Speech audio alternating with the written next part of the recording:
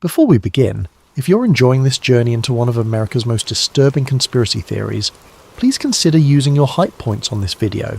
It truly helps the channel grow in ways you might not realise, and it allows us to keep bringing you these deep dives into the unexplained. Also, if you'd like, drop a comment letting us know what time it is where you are and where in the world you're listening from. We absolutely love seeing where everyone is tuning in from, whether you're winding down for sleep in Australia, commuting to work in London, or relaxing at home somewhere in between. Now, let's descend into a story that challenges everything we think we know about time, memory and government secrets. There's a place on Long Island where the grass grows differently, where compasses spin without reason, where locals refuse to walk after dark. It's not marked on most maps anymore. The government says it's just an old park. But the man sitting across from me in a Brooklyn coffee shop knows better. His hands shake as he slides a notebook across the table. The pages smell like mildew and something else. Something chemical. Something wrong. Time doesn't work the same there, he whispers. It never did, and they never really shut it down. His name is Nicholas Barrett, though he admits that might not be his real name anymore. He can't be certain. When you've had your memories erased and rewritten multiple times, identity becomes fluid. What he does know is that he was part of something called the MONTAUK project, a covert military program that officially never existed, a program that experimented with human consciousness, perception, and according to Nicholas, the fabric of time itself.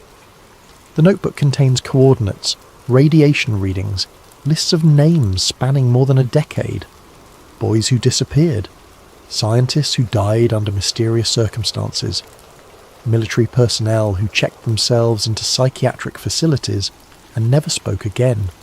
The last page reads, "The chair remembers, the station was never shut down. Time doesn't forget us. My name is Aaron Blake, I'm a freelance journalist, and this is the story of how I discovered that some doors, once opened, can never truly be closed." Act 1. The Real History Camp. Hero sits on the easternmost tip of Long Island, jutting into the Atlantic like an accusatory finger. During World War II, it served as a coastal defence station, one of many built to protect against potential Nazi invasion. Massive concrete bunkers still dot the landscape, half buried in sand and scrub grass. Artillery positions that once bristled with guns now serve as perches for seagulls. But Camp Hero's real transformation came in the late 1950s when the military installed something that would define its silhouette for decades, a massive Sage radar tower. Standing nearly 80 feet tall, this AN/FPS-7 radar was part of the semi-automatic ground environment system, designed to detect Soviet bombers during the height of the Cold War. The tower was a marvel of its time, capable of tracking aircraft hundreds of miles out over the Atlantic. According to official records, Camp Hero was decommissioned in 1981, budget cuts, end of an era. The property eventually became part of Camp Hero State Park, open to hikers and history enthusiasts. The radar tower still stands, now a rusting monument to Cold War paranoia. But here's where the official story starts to crack. Throughout the 1990s, dozens of former employees came forward with a different narrative. In interviews, depositions, and self-published accounts, they insisted that Camp Hero never truly closed.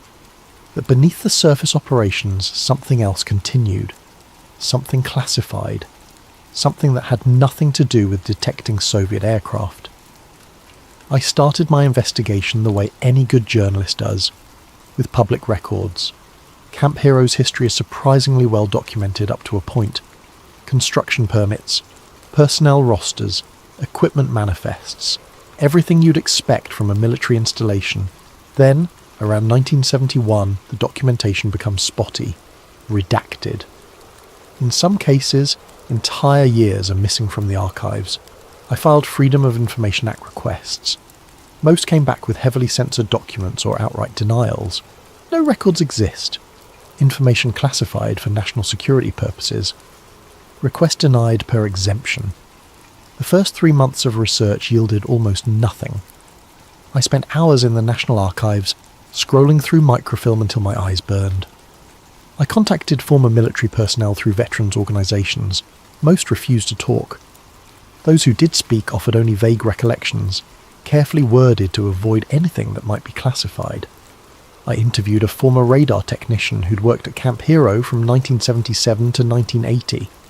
His name was Michael Torres, retired to Florida, living in a modest house near Tampa. He agreed to meet me at a local diner, but the moment I mentioned the MONTAUK project specifically, his demeanour changed. "I don't know anything about that," he said, suddenly interested in his coffee. "But you were stationed there during the exact years the project supposedly operated." "I worked on radar systems, standard operations, nothing unusual." "Did you ever go underground? Into the tunnel system beneath the base?" He was quiet for a long moment. Then, "We weren't allowed in certain sections. That wasn't unusual for a military facility. Compartmentalization, need-to-know basis. I assumed it was just classified communications equipment or something." "But you wondered?" Another pause. "There were rumours. Techs who went down to the lower levels for maintenance would come back acting strange, disoriented. One guy claimed he lost 6 hours down there, though his watch showed only 30 minutes had passed. Nobody took him seriously, but there were enough odd stories that most of us preferred to stay topside." Torres wouldn't say more. After we parted ways, I tried to follow up with him by phone. His number was disconnected. I reached out to his daughter through social media. She told me her father had suffered a stroke 2 days after our meeting and was no longer able to communicate effectively. The timing felt wrong, but I had no evidence of anything beyond tragic coincidence. But one document did come through, and it changed everything. It was an employment record from Brookhaven National Laboratory, dated 1973. Brookhaven is a real facility on Long Island, established in 1947 for nuclear research.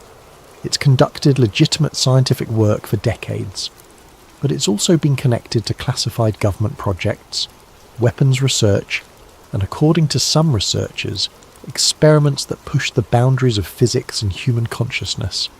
The employment record listed a contractor, Preston B. Nichols. Preston Nichols is a real person.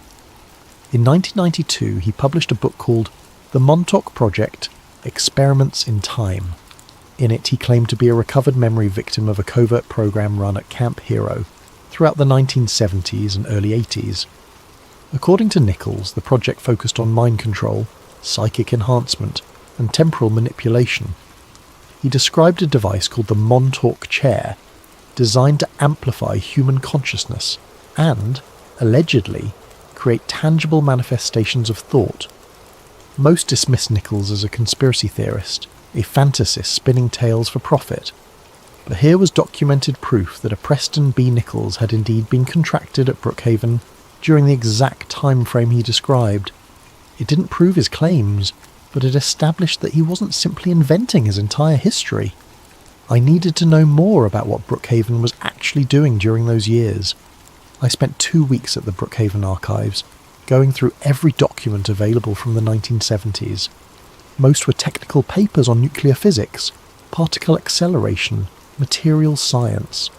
Legitimate research. Nothing suspicious. But I noticed patterns in what was missing. Certain project numbers had no corresponding documentation. Budget line items listed as special projects research, with no further detail. Personnel rosters that showed scientists assigned to departments that, according to other records, didn't exist.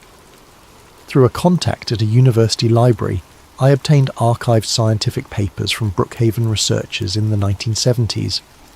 Most were dry, technical documents about particle physics and material science. But one paper, published in 1974 and quickly retracted, discussed experimental work on electromagnetic field effects on human cognition and perception. The lead researcher's name had been redacted, but the methodology was startling. The experiments involved placing subjects in isolation chambers while exposing them to specific electromagnetic frequencies. The goal was to determine if EM fields could influence memory formation, enhance pattern recognition, or alter temporal perception. Temporal perception. The ability to accurately judge the passage of time. The paper was only 12 pages long, but it described a series of experiments that today would never pass any ethics review. Subjects were exposed to electromagnetic fields at various frequencies for extended periods. Some reported feeling time slow down or speed up. Others experienced vivid hallucinations.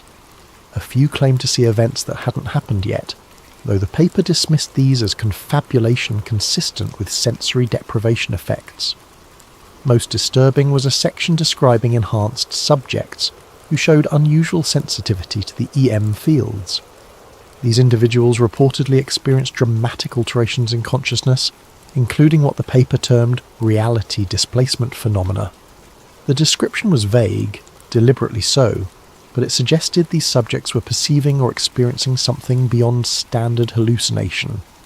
The paper concluded that certain frequencies did produce measurable effects, though the results were inconsistent and require further investigation. It also noted that coordination with Department of Defense facilities may provide enhanced testing environments. I found a footnote referencing Eastern Defense Station. Eastern Defense Station was the original designation for Camp Hero. I tried to find the retracted paper's author. The university archives claimed not to have that information. I contacted Brookhaven directly. They told me the research had been discontinued and all related materials were archived under classified protocols. When I pushed, citing Freedom of Information Act provisions, they referred me to the Department of Energy, which referred me to the Department of Defense, which told me the information was exempt from FOIA due to national security concerns. A paper on electromagnetic effects on human perception, published briefly in 1974, was still classified 50 years later. That alone told me I was onto something real. I reached out to other researchers who'd been at Brookhaven during that era. Most didn't respond. 2 agreed to speak with me off the record. Both confirmed that there had been classified programs running alongside the public research, programs they weren't briefed on but knew existed because of the personnel movements, the restricted areas, the funding that didn't appear in public budgets. One researcher, an elderly physicist named Thomas Chen, told me something that stuck with me. In the 70s, we were terrified of falling behind the Soviets, not just in weapons, but in everything. There were persistent rumours that Soviet researchers had made breakthroughs in psychic phenomena, that they had remote viewers who could spy on our facilities, that they were developing mind control techniques. We couldn't let them have an advantage, so we pursued everything, no matter how fringe it seemed. Some programs were legitimate science pushed to extremes. Others were pure desperation dressed up as research. Was Camp Hero one of those programs? I asked. Chen looked at me with tired eyes. I never worked at Camp Hero. I don't know what they did there, but I knew people who did, and I know that some of them came back changed. Not physically, but changed. Like they'd seen something that broke something inside them. He wouldn't elaborate further. As I was leaving, he said one more thing. Be careful which doors you open. Some of us spent our careers trying to close doors that other people opened. Not all of them stayed closed. Act 2. The first clues beneath Camp Hero. Camp Hero State Park is open to the public, but large sections remain fenced off. Structural hazard signs warn visitors away from certain areas. The old radar tower is off limits, surrounded by chain link and barbed wire. Official explanation: the structure is unstable, a liability. But here's an interesting fact that anyone can verify. That supposedly abandoned radar tower still draws electrical power. I obtained utility records through a public records request. According to Con Edison, the electrical infrastructure serving Camp Hero has never been fully disconnected. In fact, monitoring equipment records small but consistent power draws from the facility. Nothing massive, but enough to run lighting, ventilation and electronic equipment. When I asked a Con Edison representative about this, they told me the power was for maintenance and safety systems. When I pressed for specifics, they referred me to a federal agency. That agency referred me to another agency. That agency told me the information was classified. Why would an abandoned state park require classified electrical systems? Through FOIA requests that took nearly 8 months to process, I eventually received heavily redacted documents from DARPA. the Defense Advanced Research Projects Agency. These documents confirmed what the utility records suggested. Monitoring equipment has been recording unexplained electrical activity at Camp Hero as recently as 1998, years after the supposed decommissioning. The activity wasn't random. According to the logs, energy spikes occurred every few weeks, lasting between 3 and 7 minutes. The pattern was too regular to be equipment malfunction or environmental interference. Something down there was turning on, running a cycle, and shutting down again. I created a timeline of the power spikes. They occurred almost exactly every 19 days. Sometimes the interval was 18 days, sometimes 20, but the pattern was clear. Whatever was running below ground operated on a schedule. I cross-referenced the power spike dates with other data I'd collected. Weather reports, geological surveys, local police reports, and I found something interesting. On several of the dates corresponding to power spikes, local residents had reported unusual phenomena.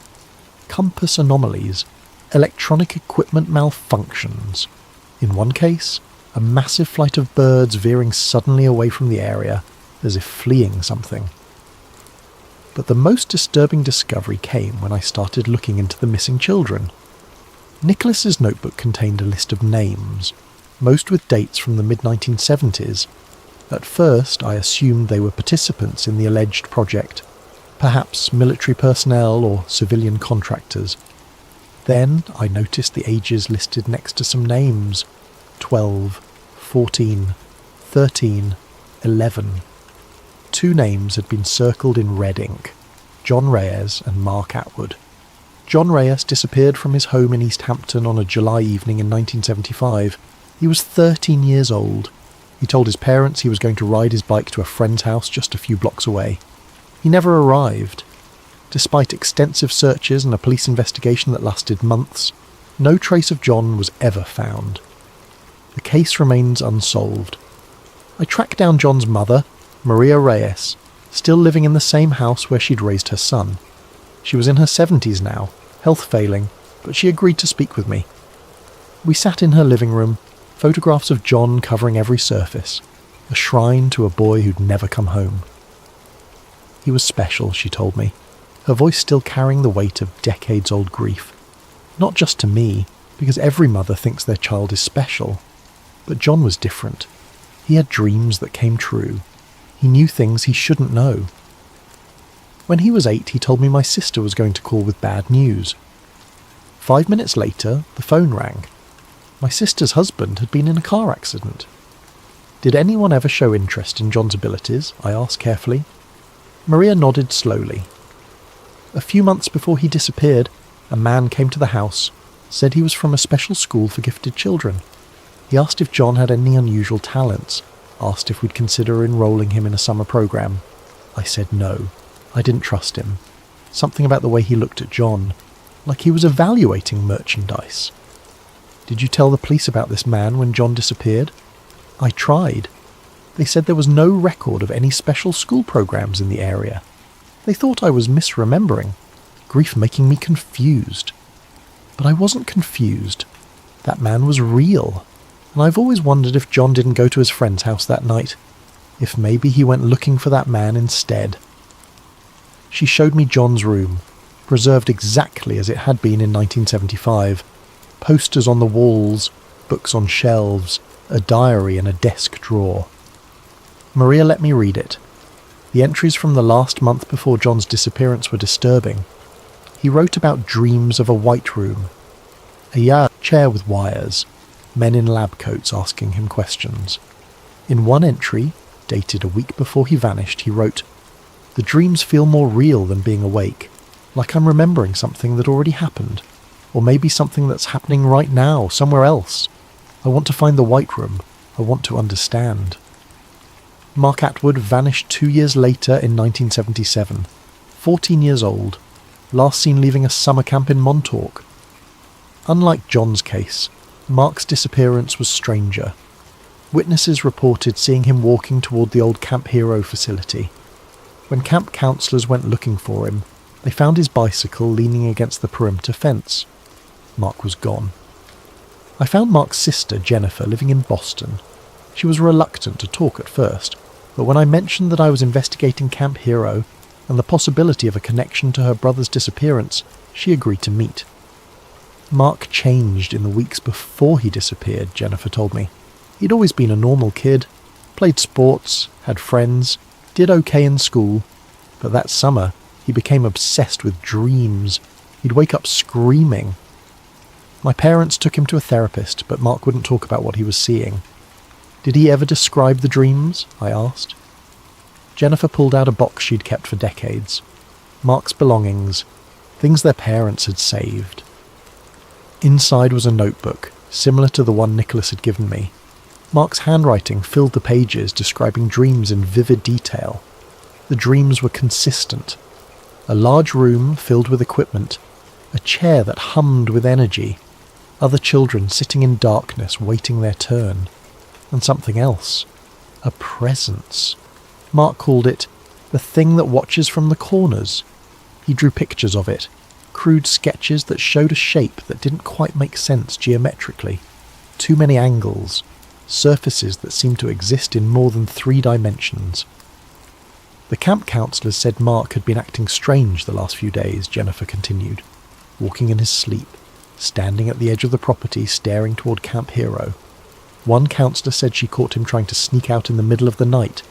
When she asked where he was going, Mark said he had to go back, that they were calling him, that he was supposed to be there. Did the police investigate Camp Hero? They asked if anyone there had seen Mark. Official answer was no, but the investigation was shut down quickly. My parents tried to push, tried to get them to search the base, but they were told it was federal property and outside local jurisdiction. Federal investigators supposedly looked into it, but we never heard anything. Eventually, we were told Mark was most likely a runaway, and he'd probably come home when he was ready. He never did. Police reports from both cases are public record. I read through them multiple times, looking for connections. Both boys disappeared during summer months. Both were last seen in areas within a few miles of Camp Hero. Both cases featured witness statements describing the boys as seeming distracted, or not acting like themselves, in the days before they vanished. Most disturbingly, in Mark Atwood's case, a camp counsellor reported that Mark had been talking about weird dreams the week before his disappearance. Dreams about a white room, a metal chair, and voices asking him questions. I found 3 more cases. Boys who disappeared in the MONTAUK area between 1971 and 1983, all between the ages of 10 and 15. All described by families as having unusual abilities or sensitivities. All vanished without a trace. Next to the circled names in Nicholas's notebook was a handwritten note. Test subject, psychic resonance age range. I needed to talk to someone who had actually worked at Camp Hero during those years. Someone credible. Someone who couldn't be easily dismissed as a conspiracy theorist. Through connections in the military research community, I managed to arrange an interview with a retired officer who served at the base in the early 1970s. Lieutenant Colonel John Alexander, a real figure known for his work researching paranormal topics for military applications. Alexander had a distinguished career and published work on non-lethal weapons, consciousness studies, and what he termed warrior science. We met at a restaurant in Virginia. Alexander was in his 70s, but still sharp, still careful with his words. He knew why I wanted to talk to him, and he'd agreed to the meeting with one condition: no recording devices. I asked him directly about the MONTAUK project. He was quiet for a long moment, then said, "Camp Hero ran tests outside normal channels during the period you're asking about. Some were behavioural, some involved perception studies, some..." He paused. "Some weren't easily categorised." "Were children involved?" I asked. Another long pause. "There were programs throughout the Cold War that pushed ethical boundaries. We were terrified of Soviet capabilities, real or imagined. That fear led to decisions that, in retrospect, were questionable. That's not an answer. It's the answer you'll get from anyone who was actually there," he said. "The people who know won't talk. The people who talk don't know, and the files that might tell the truth are buried so deep they might as well not exist." Then he leaned forward, his voice dropping. "But I'll tell you this. There were programs designed to identify and recruit individuals with unusual cognitive abilities, children in particular, because their neural plasticity made them ideal subjects for enhancement protocols. Official programs like the remote viewing research were the tip of the iceberg. Below that, there were darker programs that didn't care about consent or safety, programs that were willing to sacrifice a few children if it meant gaining an advantage over the Soviets. Was Camp Hero one of those programs? Alexander was silent for a long time. Finally, I visited Camp Hero twice during the relevant period. Official visits, coordinating research between facilities. The surface operations were exactly what they appeared to be. Radar monitoring, communications, standard Cold War defence installations, but there were sections I wasn't cleared to access, underground facilities that officially didn't exist.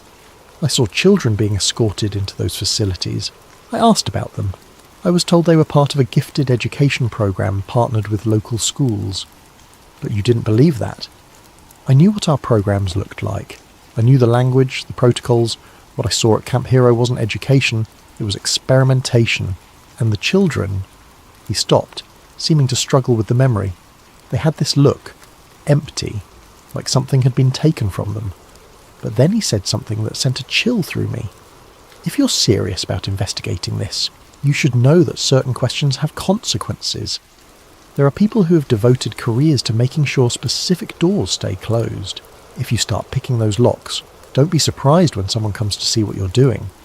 Is that a threat? It's a warning. From someone who's seen what happens to people who push too hard into classified operations. Some lose their careers, some lose their credibility, some just disappear. Not dramatically, not in ways that raise suspicion.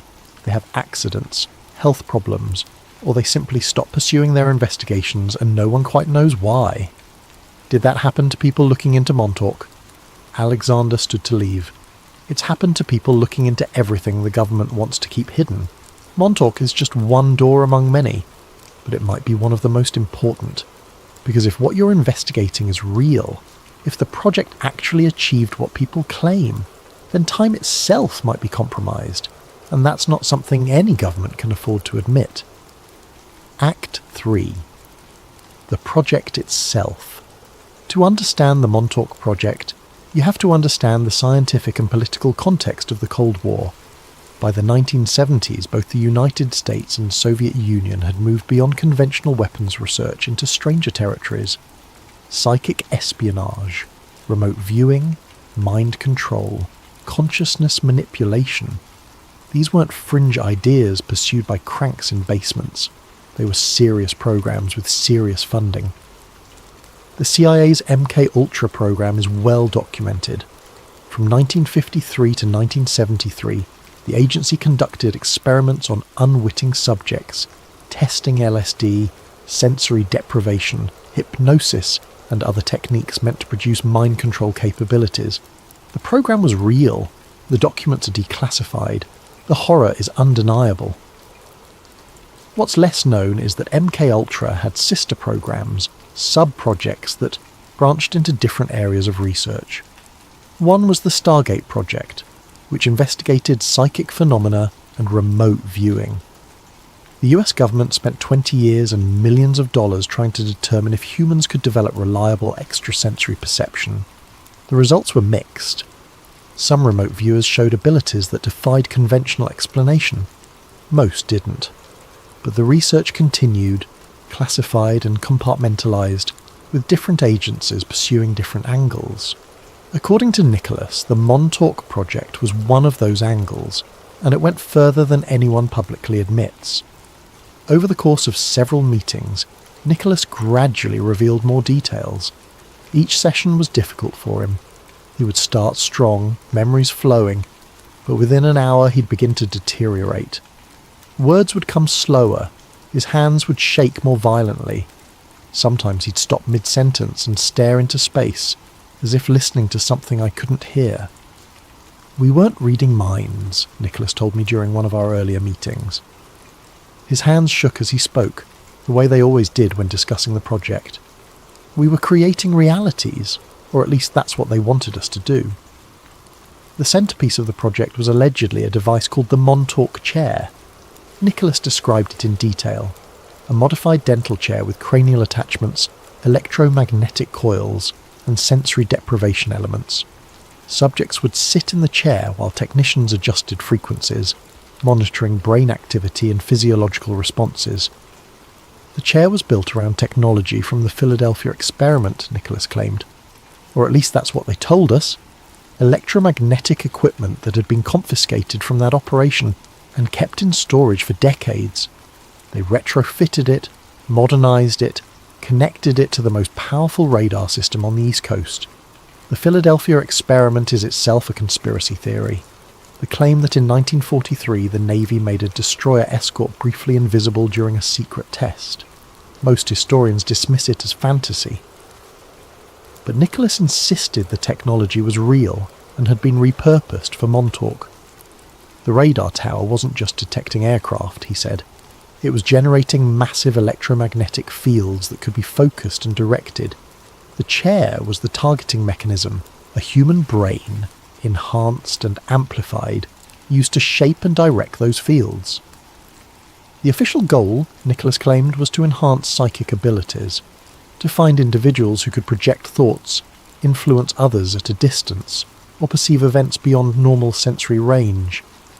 They tested hundreds of kids. Most couldn't do anything significant. The fields would disorient them, maybe cause hallucinations, but nothing useful. Some got sick, a few had seizures. But those of us who could do it, who could actually interface with the chair... He trailed off, lost in memory. What happened when you interfaced with it? I pressed. The first few times, it was overwhelming. Like every thought I'd ever had was being pulled out of my head and projected into the room. I could see my thoughts taking shape in the air, transparent at first, like smoke, then more solid. The technicians were excited. They pushed harder, cranked up the power. And then I started creating things that weren't from my thoughts, or at least not from my conscious thoughts. Things from dreams, from nightmares, from somewhere else. The chair was a doorway, and it opened in both directions. I could push things through, but things could also come back. Nicholas described experiments that grew progressively more ambitious and dangerous. Initially, they had him create simple objects, geometric shapes, colours, basic forms. He could manifest them for seconds before they dissolved. But as his abilities developed, as they learned to tune the equipment more precisely, he could create more complex things. Animals, he said. They had me create animals. I'd think of a cat and a cat would appear. Not solid, not entirely real, but solid enough to touch. It would move around the room, behave like a cat, then fade after a few minutes. They were ecstatic. Where were these manifestations coming from? That's what they wanted to know.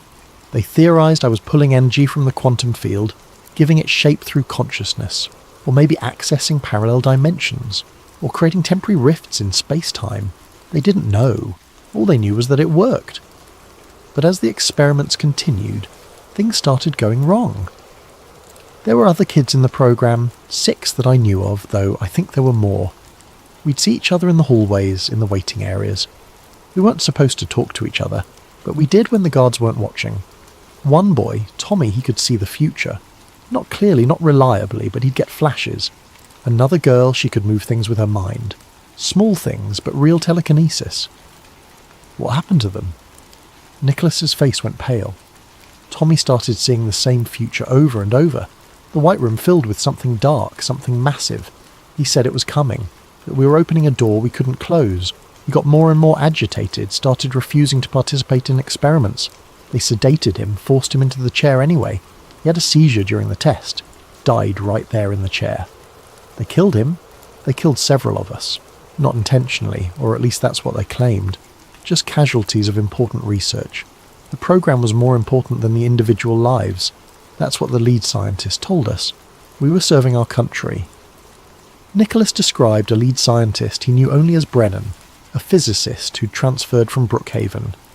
Brennan was the one who designed the chair, who understood the theoretical framework behind what they were attempting. Brennan believed consciousness was fundamental to reality, Nicholas said. That observation doesn't just measure reality, it creates it.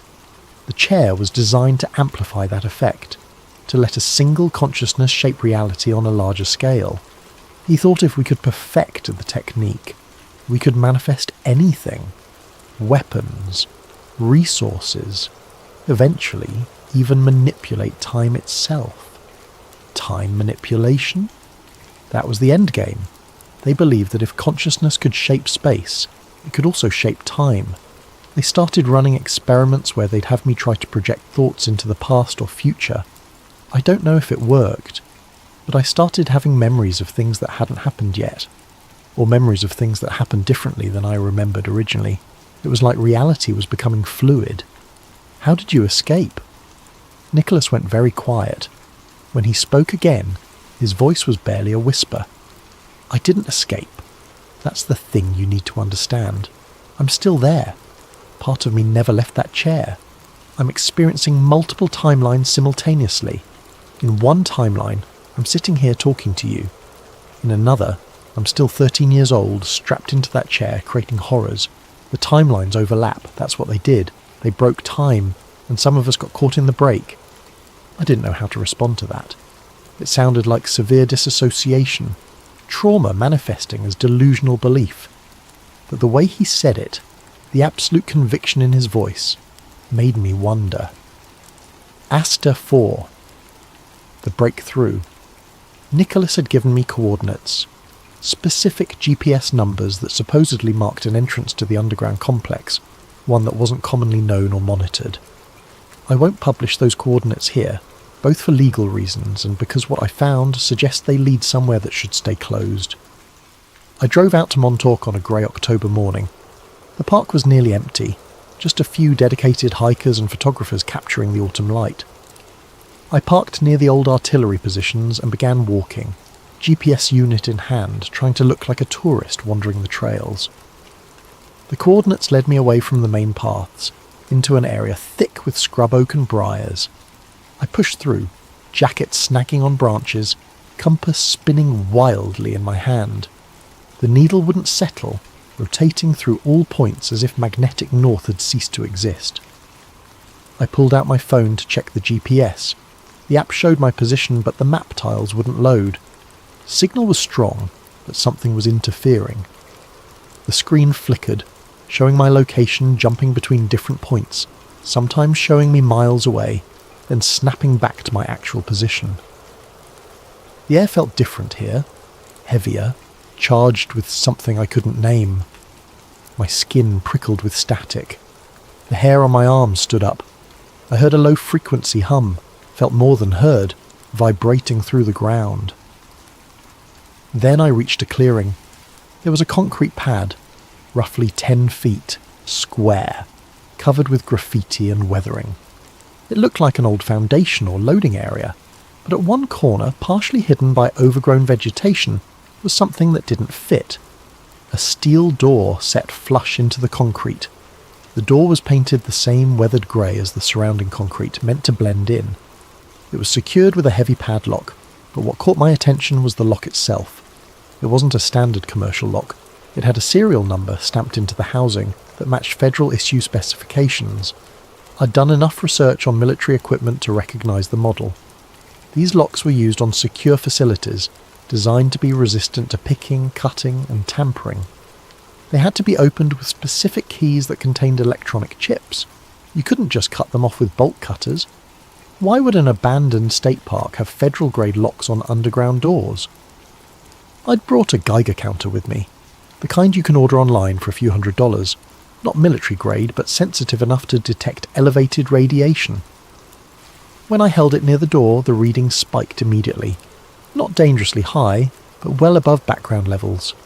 Consistent with old equipment that used radioactive components, or with materials that had been exposed to radiation. I pressed my ear to the door. At first I heard nothing. The forest around me was quiet, unnaturally so. No birds, no insects, just silence and that low-frequency hum. Then, faint but distinct, a sound came from below. Mechanical, rhythmic, like generators running deep underground. A steady throb that seemed to sync with my heartbeat for a moment before diverging again. I tried the lock with tools I'd brought, but it was beyond my skill to open. I would need to come back with better equipment or find another way in.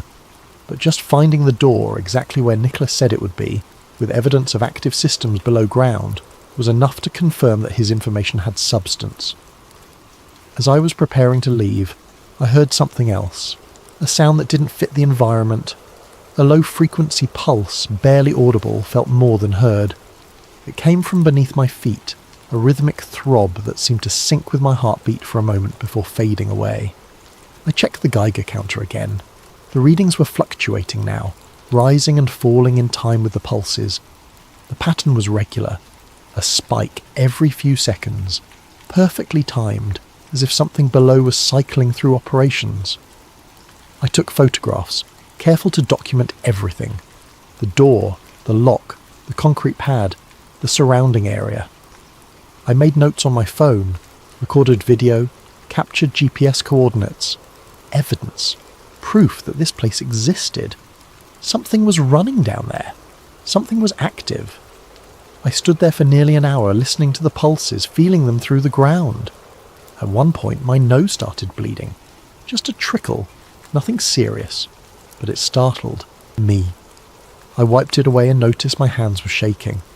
The sun was setting. I needed to leave before dark, before park rangers came around to close the gates. But I felt compelled to stay, as if something was pulling me toward that door, calling me to find a way inside. I forced myself to walk away.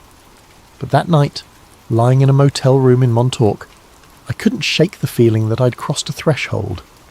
That by finding that door, by confirming Nicholas's information, I'd moved from investigating a story to being part of it. Over the next few weeks I went back 3 more times. Each visit I learned more. I discovered that the door wasn't the only entrance. Using Nicholas's diagrams I found 2 more access points, both similarly secured, both showing signs of regular maintenance despite the facility being supposedly abandoned. On my 3rd visit I nearly got caught. I was examining one of the doors when I heard vehicles approaching. Military vehicles. I hid in the brush and watched as a group of men in unmarked uniforms emerged. They unlocked one of the doors and descended into the facility carrying equipment cases. They were down there for nearly 2 hours. When they emerged, they locked the door, did a sweep of the area with handheld devices that looked like radiation detectors or EM field monitors, then drove away. The facility wasn't abandoned. It was still in use. Whatever the MONTAUK project had been, whatever it had become, it was still operational. I documented everything. Photographed the vehicles before they left, noted the times, tried to get license plate numbers, but the plates were government issue with numbers that didn't show up in any public database I could access. I also started experiencing strange effects. My equipment would malfunction near the site. Cameras would show strange artifacts in photos, geometric patterns that weren't visible to the naked eye. Audio recorders would pick up voices speaking in frequencies outside normal human range, which when played back slowly sounded almost like words, though in no language I recognised. And I started having dreams of being underground, walking through white-tiled corridors, hearing children crying behind locked doors, standing in a large chamber with a chair in the centre surrounded by equipment that hummed with power. In the dreams I would sit in the chair, feel the helmet lowered onto my head, feel the electromagnetic fields activate, and then I would see things, shapes forming in the air, creatures from nightmares, and one presence, always watching from the corners, that was vast and dark and somehow hungry. I would wake up with nosebleeds, headaches, a sense of disorientation that would last for hours. I tried to tell myself it was stress, the psychological weight of the investigation, but deep down I knew it was something else. Something about that place was affecting me, reaching out across the distance, pulling me in. Over the next few weeks, I dug deeper into the historical record, looking for any documented anomalies around Camp Hero during the years the project supposedly operated. What I found was fragmentary but suggestive. In August of 1983, there was a significant electromagnetic pulse recorded by monitoring stations along the eastern seaboard. The event lasted approximately 4 minutes and was centred on Long Island. At the time, officials attributed it to atmospheric conditions or equipment malfunction. But the same day, local hospitals in the MONTAUK area treated more than a dozen people for symptoms consistent with electromagnetic radiation exposure, disorientation, nausea, temporary vision problems. Most were dismissed as coincidental, perhaps related to a virus or food contamination. Also on that same day, local power grids experienced widespread failures. Radar installations reported equipment glitches, and more than 20 residents called authorities to report strange lights in the sky and unusual animal behaviour. Dogs howling in unison, birds flying in confused patterns, fish washing up dead along the beaches. I found Coast Guard reports of unusual sonar readings off Montauk Point that night. Something large moving underwater, too big and too fast to be a whale or submarine. The readings showed an object roughly the size of a building, moving at speeds that defied conventional explanation, then simply vanishing from sonar as if it had ceased to exist. The date was August 12, 1983. According to Montauk Project lore, this was the day the project ended. The day something went catastrophically wrong during an experiment. Preston Nichols called it the Montauk break, claiming that a subject in the chair created a manifestation that couldn't be controlled, forcing an emergency shutdown. I found a report from Brookhaven National Laboratory's medical facility for that same night. 3 unidentified patients were admitted with extreme psychological trauma. The intake notes described them as non-responsive, exhibiting signs of acute dissociative episodes. No identification was found on any of them. No family came forward. One nurse's note, almost buried in the file, described the patients as speaking in unison, before lapsing into catatonia. They repeated the same phrase over and over. It came through. We couldn't stop it. It's still there. Within 6 hours, all 3 were transferred to federal custody. The report provided no explanation for the transfer, no destination, no follow-up. Just a notation. Remanded to federal authority per security protocols. I tried to track those patients. Dead end. The transfer records were classified. The receiving facility wasn't named. It was as if 3 people had simply vanished into the federal system. But I found one more piece of information that connected everything. A meteorologist at a private weather monitoring station recorded unusual atmospheric disturbances over Montauk on August 12, 1983. The data showed what he described as impossible readings: localized gravity variations, temporal distortions in radar readings, and something he couldn't explain. Multiple echo returns showing the same aircraft at different altitudes simultaneously, as if the same object existed in multiple places at once. He reported his findings to the National Weather Service. They told him his equipment was malfunctioning. He insisted it wasn't. They told him to stop making claims that couldn't be substantiated. When he persisted, he was quietly let go from his position. I found him living in upstate New York, retired, still bitter about how he'd been treated. He showed me his original data logs, preserved for 4 decades, waiting for someone to finally take them seriously. Something happened that night, he told me. Something that broke the rules of physics as we understand them. And instead of investigating it, instead of trying to understand it, they buried it.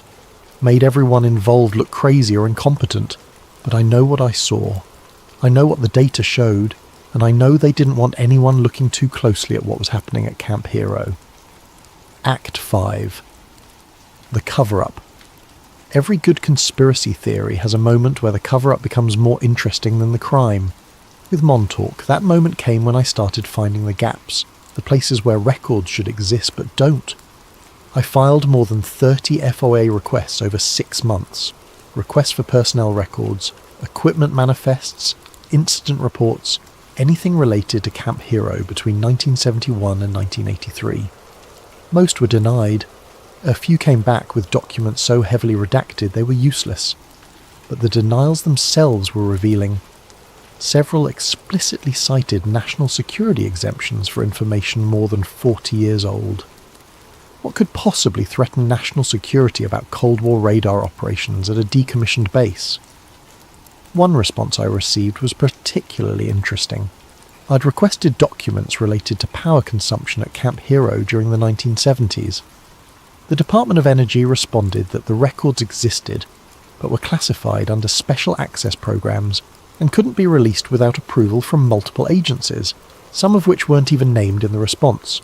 Power consumption records, classified 40 years later. That alone suggested something extraordinary had been happening. I also started noticing patterns in what was missing. Every request that specifically mentioned electromagnetic research was denied. Every request that named Brookhaven National Laboratory in connection with Camp Hero was denied. Every request about the August 1983 incident was denied. The government's own responses were painting a picture. Something happened at Camp Hero, something involving electromagnetic research, and it remains classified decades later. I started getting pushback in other ways too, phone calls at odd hours, nobody on the line. My apartment was broken into, though nothing was stolen. My laptop was cloned. I could tell because suddenly some of my files had access timestamps from when I was provably elsewhere.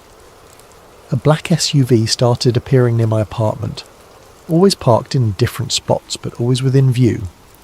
When I tried to photograph it, it would drive away. When I tried to follow it, I'd lose it in traffic. I told myself I was being paranoid, that the stress was making me see conspiracies where none existed. But then I got a visit. 2 men in suits came to my apartment. They showed federal credentials, Homeland Security, and asked if they could come in. I let them, though I shouldn't have without a warrant. They were polite, professional. They asked about my research into Camp Hero. They said they'd noticed my FOIA requests and wanted to understand why I was interested in a long decommissioned military facility. I told them I was researching a story. They asked what kind of story. I said historical, about Cold War operations. They asked if I'd been trespassing on federal property. I said no, though we both knew it was a lie. They spent an hour in my apartment, looking at my notes, my documents, my photographs. They didn't take anything. They didn't threaten me overtly. But when they left, one of them turned back and said, "Sometimes investigations lead places that aren't healthy. Sometimes the truth is less important than stability. You seem like a smart person. I hope you make smart choices." After they left, I checked my apartment. Nothing was obviously disturbed, but I had the sense that everything had been searched, carefully, professionally, by people who knew how to leave no trace. I moved my evidence to multiple locations, uploaded encrypted backups to several cloud services, sent physical copies to friends with instructions to publish if anything happened to me. Then I found the testimony. Through a contact who works in military archives, I obtained a psychological evaluation report from 1983.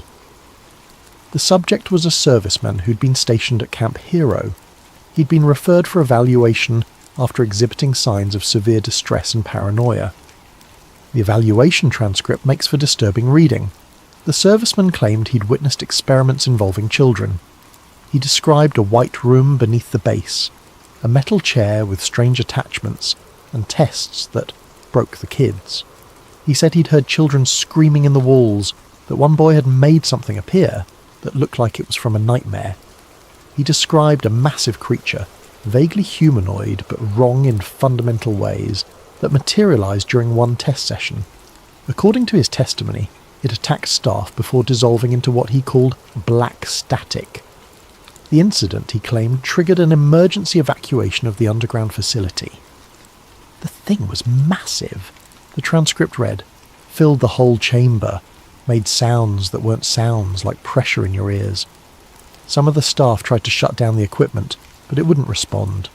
The boy in the chair was screaming, saying he couldn't stop it. It was coming through, and he couldn't close the door. Then there was this sound, like reality tearing, and the thing just was gone. Not faded, just gone, like someone cut it out of existence. But the boy, he wasn't the same after. Eyes were different, empty, like whatever came through took something with it when it left.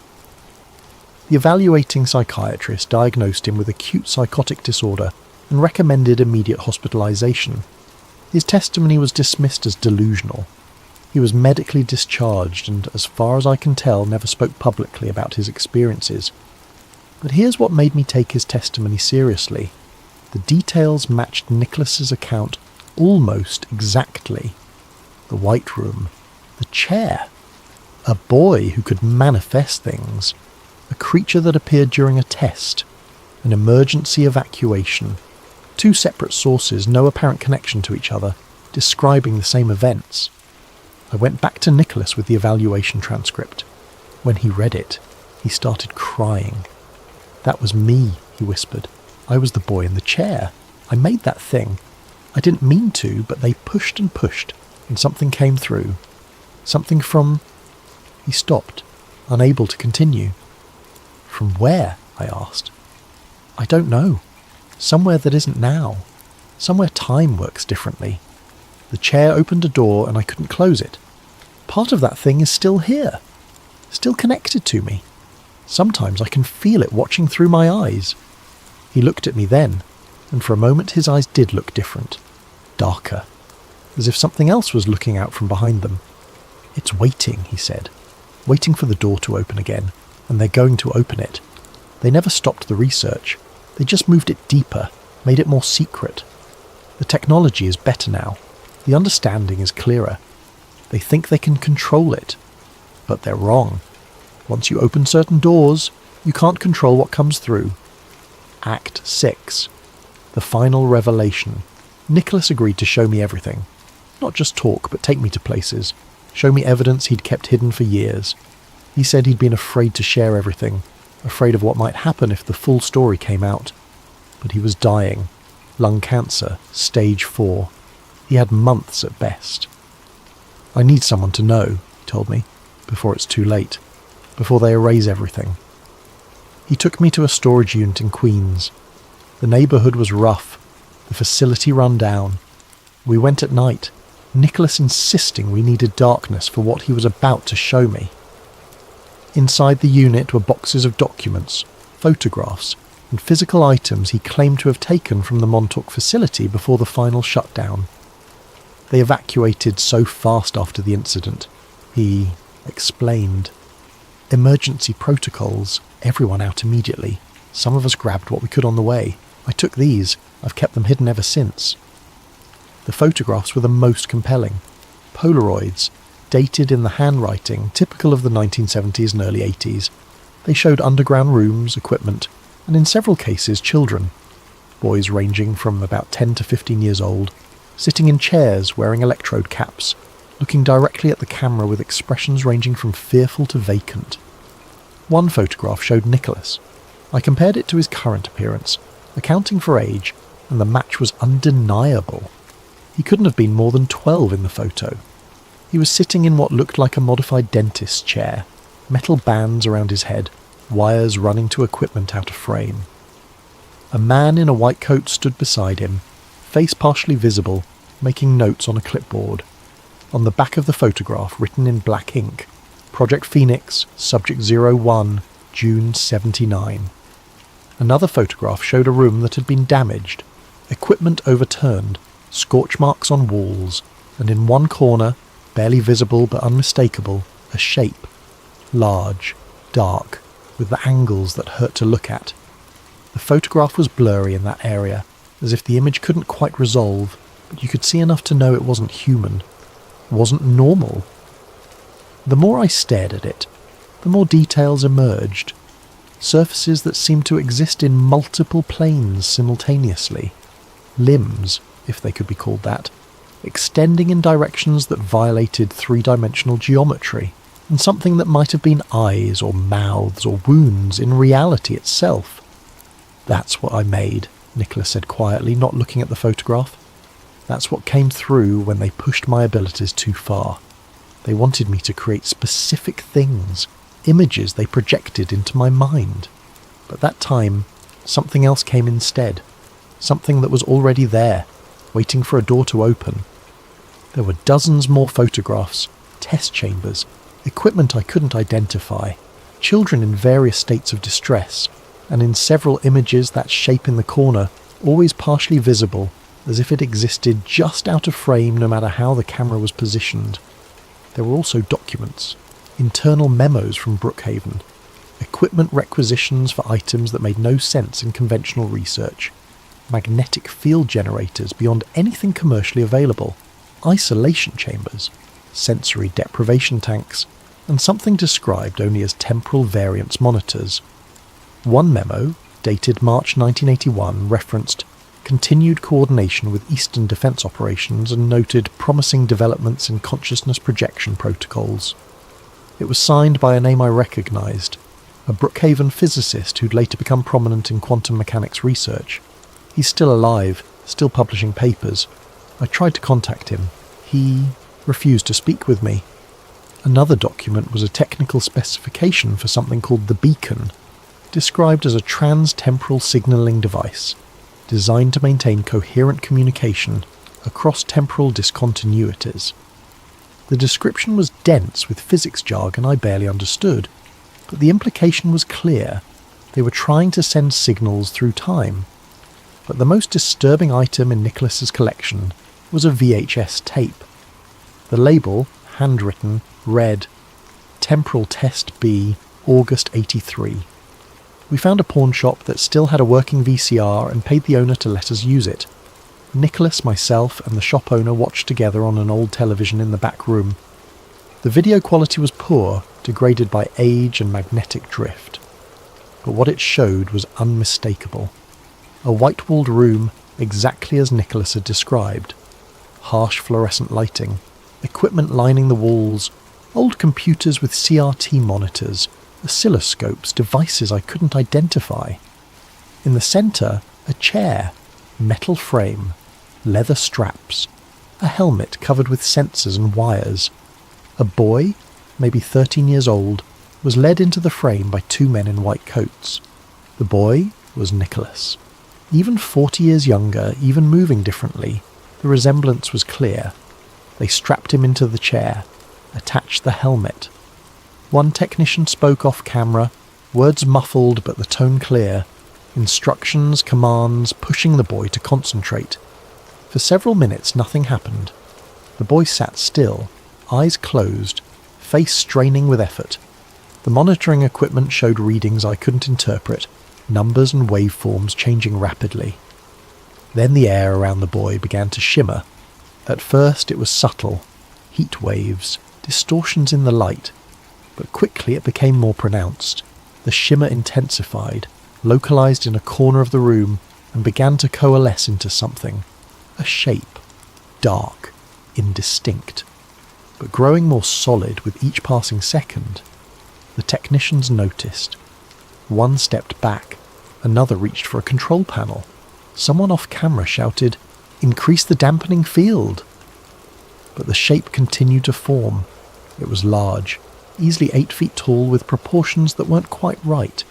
Too long in some dimensions, compressed in others. Surfaces that reflected light impossibly, showing angles that geometry said couldn't exist in three-dimensional space. And it was moving, not smoothly. It stuttered, as if existence itself was struggling to contain it. Frame by frame, it grew more present, more real, forcing its way into our reality like something being born through too small an opening. The boy was screaming now. I could see his mouth open, tendons standing out in his neck, but the audio on the tape was distorted, overwhelmed by a sound that wasn't quite sound, more a pressure that made the speakers crackle and pop. The creature turned. It had something that might have been a head, might have been multiple heads. Impossible to tell because the surfaces shifted and merged, and it looked at the camera. The shop owner made a sound of horror. What the hell is that? On the screen, chaos. Technicians running. Alarms blaring. The boy still strapped in the chair, body convulsing. Equipment sparking. And the creature growing larger, more solid, reaching out with appendages that left trails of darkness in their wake. One technician didn't run fast enough. The creature touched him. Just a brief contact. A brushing of whatever passed for its hand against the man's back. The technician collapsed instantly, body rigid, mouth open in a scream we couldn't hear over the distorted audio. Then someone hit a switch. The lights in the room strobed, faster and faster, and the creature began to break apart. Not dissolving naturally, but being torn, shredded by forces I couldn't see. It resisted, writhing, reaching for anything it could grasp, but piece by piece it was pulled back, sucked into whatever dimensional wound it had emerged from. The video cut to static. When it came back, seconds later, the room was empty except for the boy still in the chair. Unconscious or dead, it was impossible to tell. Technicians rushed in, some wearing what looked like hazmat suits, others just lab coats. They unstrapped the boy, carried him out of frame. The last thing visible before the tape ended was the technician who'd been touched by the creature. He was still on the floor, but moving now, crawling. His movements were wrong, joints bending in directions they shouldn't, as if he'd forgotten how human bodies worked. Someone off camera said, "Get him to containment and shut down the chair. We're done for tonight." The tape ended. We sat in silence for a long time. The shop owner finally spoke. "That's not real. It can't be real. Special effects, right? Some kind of movie?" But we all knew it wasn't. The quality was wrong for special effects. The reactions were too genuine, and the tape itself had markings that identified it as military property. On the back of the VHS tape, stamped in official military typeface, "Property of United States Air Force Phenomenon Division. Do not duplicate." Phenomenon Division. Not a unit I'd ever heard of. Not in any official Air Force documentation I could find. But there it was, stamped on a tape showing an experiment that wasn't supposed to have happened at a facility that was supposedly abandoned. We made a digital copy of the tape. Nicholas gave me all his documents, photographs and evidence. He made me promise to publish the story no matter what happened. "They'll come for this," he said. "They'll know someone has it. They've probably known all along. I think they let me keep it. Let me be a walking storage system for evidence, watching to see if I'd ever try to expose it. Now I am, so they'll come. Then why do it? Why now? Because I'm dying anyway. And because that thing in the video, it's not gone. It's still partially here, caught, between dimensions. And they're trying to bring it through again. I can feel it. Every 19 days when the equipment cycles, I feel it reaching. Trying to come back. And one day, they'll succeed. One day, they'll open that door wide enough, and it will come through. And this time, they won't be able to close it." 2 days later, Nicholas was dead. The official cause was listed as complications from lung cancer. But he'd been stable just days before, coherent enough to show me his evidence, strong enough to travel across the city. The hospice nurse told me he'd taken a sudden turn, that a visitor had come to see him the night before he died. "Military looking," she said. "Said he was an old friend, stayed about an hour. After he left, Nicholas seemed agitated, kept saying they'd found him, kept asking me to call someone, but he couldn't remember who. The visitor signed in under a name that, when I checked, belonged to a man who'd been dead for 15 years. I tried to file a police report suggesting foul play. It went nowhere. Natural causes. End of story. The detective I spoke with was sympathetic but clear. Without evidence of a crime, there was nothing to investigate. An old man with terminal cancer had died. Tragic, but not suspicious. But I knew better. They'd found Nicholas, and they'd silenced him before he could tell anyone else what he knew.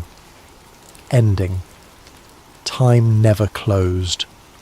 I spent 6 months compiling everything. The documents, the photographs, the video, Nicholas's testimony, the historical evidence, the FOIA denials that suggested an ongoing cover-up, interview transcripts with families of missing children, meteorological data from August 1983, utility records showing active systems beneath an abandoned base, testimonies from former personnel, the evaluation transcript describing the same events Nicholas had described. I wrote a comprehensive article, 20,000 words documenting the entire investigation. I laid out the evidence methodically, building from public facts to classified revelations, showing how each piece connected to the next, creating a picture of a program that had pushed the boundaries of reality and paid the price. I pitched it to major publications. All declined. The first editor told me, "This is compelling, but we can't verify the core claims. Without on-the-record sources, it's too risky. The second said, our legal team won't clear it. Too many national security implications. The third was more honest. We can't publish this. We'd have federal investigators crawling up our ass within a week. I'm sorry, but this is above our pay grade. I tried smaller outlets, alternative media, investigative journalism non-profits. Same response. Too controversial, too risky, too likely to bring down government scrutiny. So I published it myself on a dedicated website. I uploaded scans of every document, the full video, audio of my interviews with Nicholas, photographs of the underground, entrance, GPS coordinates, utility records, FOIA denials, everything.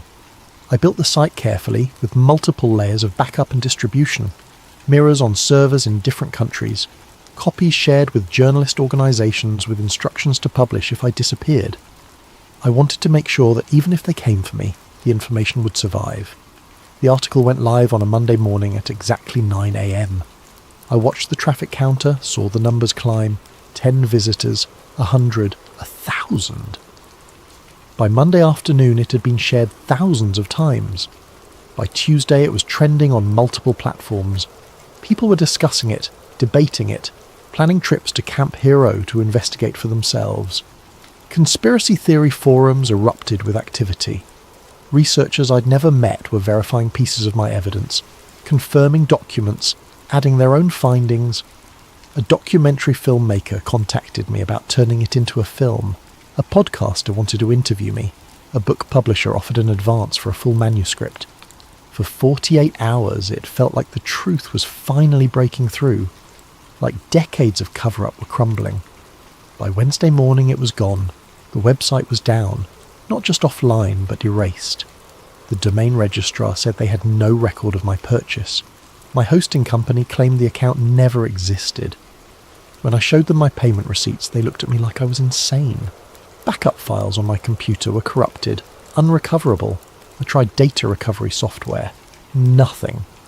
The files existed, but they were filled with garbage data, as if they'd been overwritten with random noise. The cloud storage service showed no files in my account. Not deleted, just never uploaded. When I checked the upload logs, they showed activity from my IP address, but the timestamps were wrong, showing uploads from times when I was provably elsewhere, when my computer was powered off. The digital copies I'd made of Nicholas's evidence were gone. The original documents I'd scanned and kept in a safe deposit box had vanished from the box. The bank had no record of my visit to place them there, despite me having the receipt. When I showed them the receipt, they said their system had no record of that transaction number. It was as if the entire deposit had been retroactively deleted from their database. My phone record showed no calls to Nicholas. Email correspondence was gone from sent and received folders. Text messages erased. When I contacted my phone provider, they said their system showed no such communications had ever occurred. It was as if the entire investigation had been retroactively deleted from reality. People who'd shared the article reported the links dying. Screenshots they'd taken were corrupted. One person told me they'd downloaded the entire site as a PDF, but when they went to open it, the file was empty. The documentary filmmaker who'd contacted me said he didn't remember our conversation. The podcaster denied ever reaching out. The publisher said they had no record of any offer. I still had my memory. My notes written in physical notebooks still existed, though even those seemed to be fading, ink becoming lighter, words becoming harder to read, as if even physical records were being erased. I'm writing this now, as fast as I can, getting it down before it too disappears. I don't know how long this will last, how long before this file corrupts, this document vanishes, this story becomes something I can no longer prove existed. But here's the thing that keeps me awake, the thing I can't explain. This morning I received a package, no return address, no postage mark, just left outside my door. Inside was Nicholas's notebook, the original one he'd given me in that Brooklyn coffee shop. But when I opened it, all the pages were blank, every entry, every coordinate, every name erased, not torn out, not written over.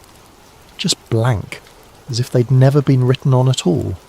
Except for one page, the last page. It had a timestamp that wasn't there before. August 12th, 1983. We're still in the loop, and underneath, in handwriting that might have been mine, time doesn't forget, neither does the chair. It's still running.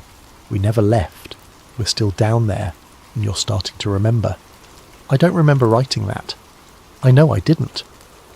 But the handwriting is mine. Exactly mine. The way I form letters, the pressure I use, the spacing. It's my hand that wrote those words. But when?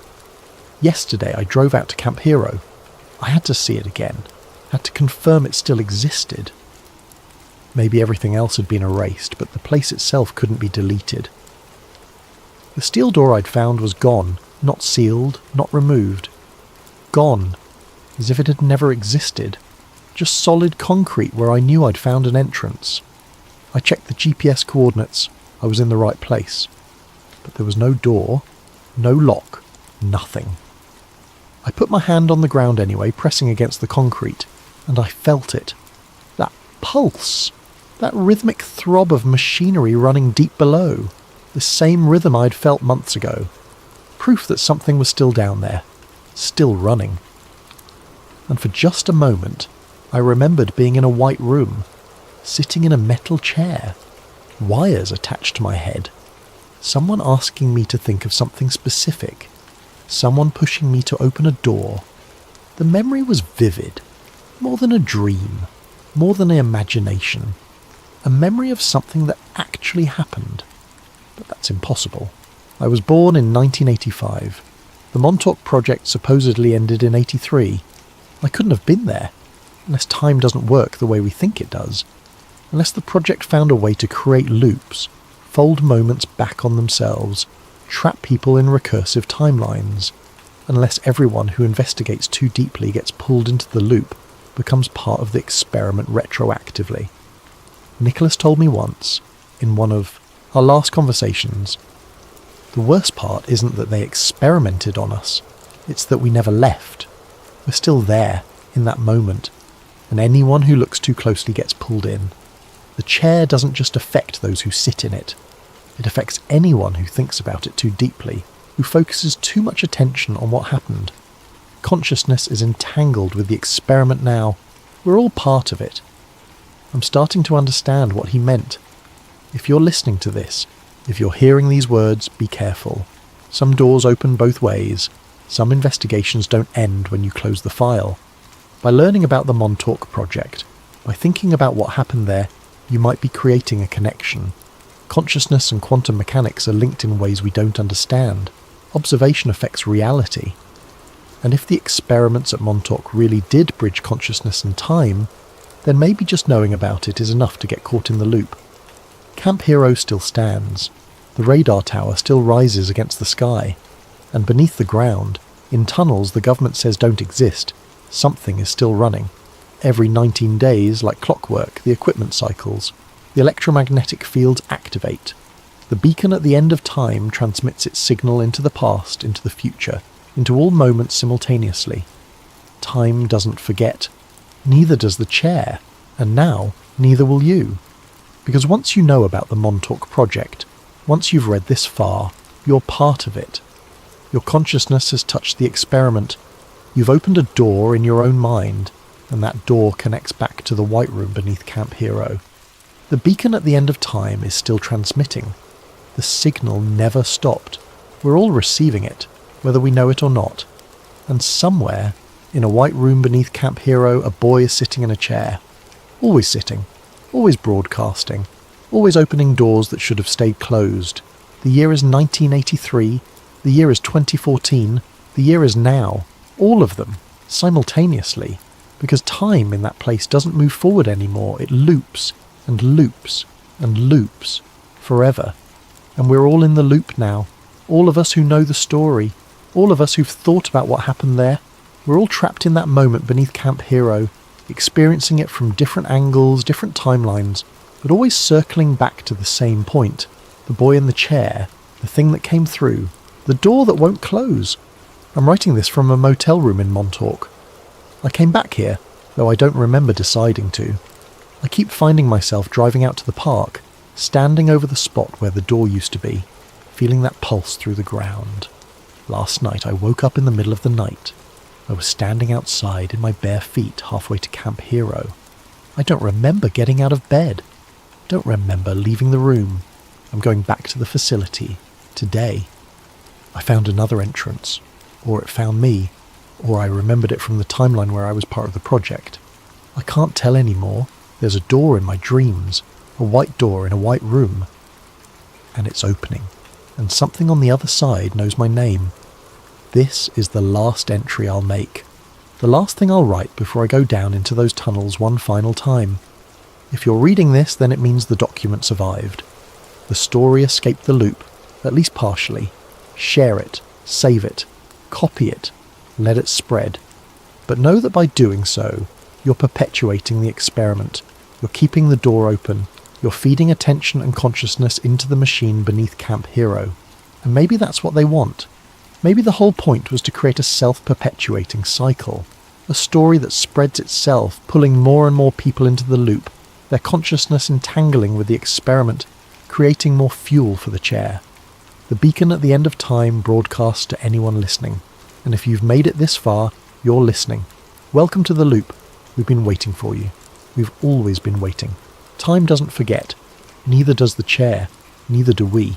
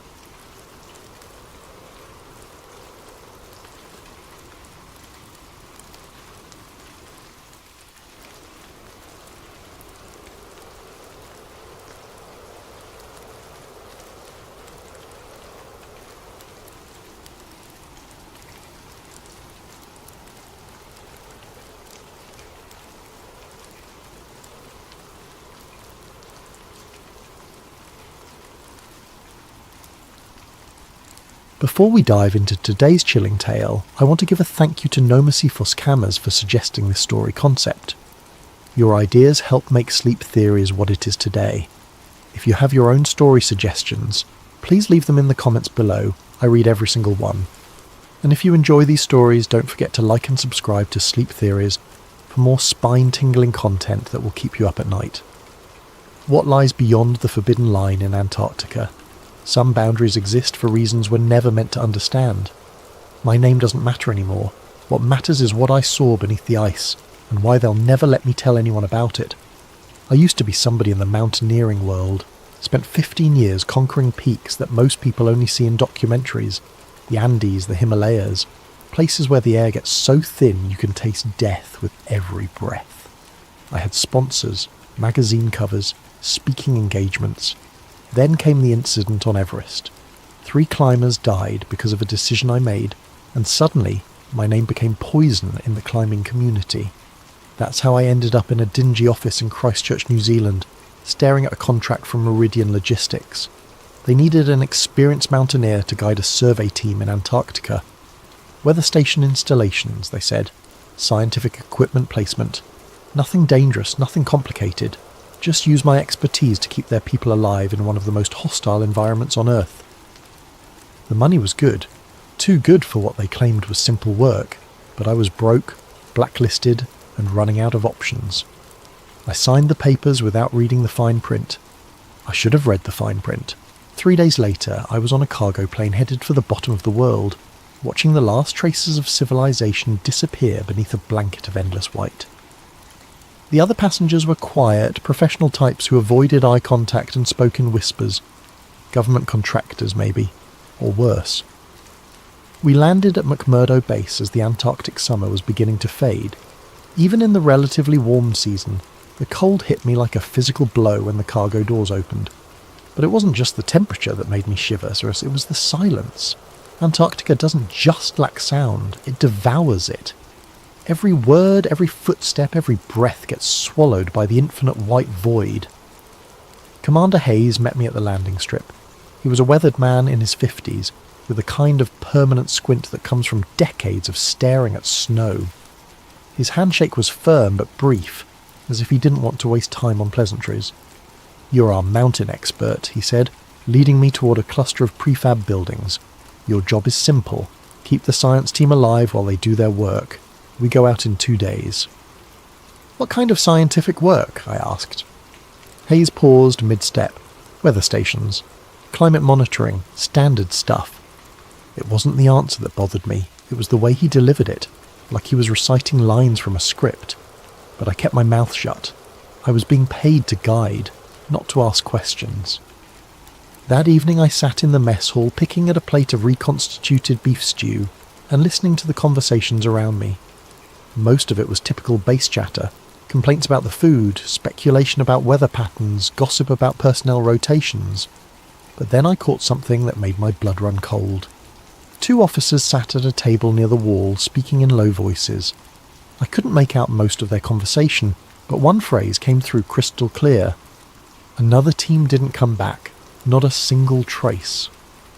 I turned to look at them, but they were already standing, clearing their trays. As they walked past my table, one of them glanced at me with an expression I couldn't read. Warning? Pity? Fear? Later that night, lying in my narrow bunk, I stared at the ceiling and tried to convince myself I'd misheard.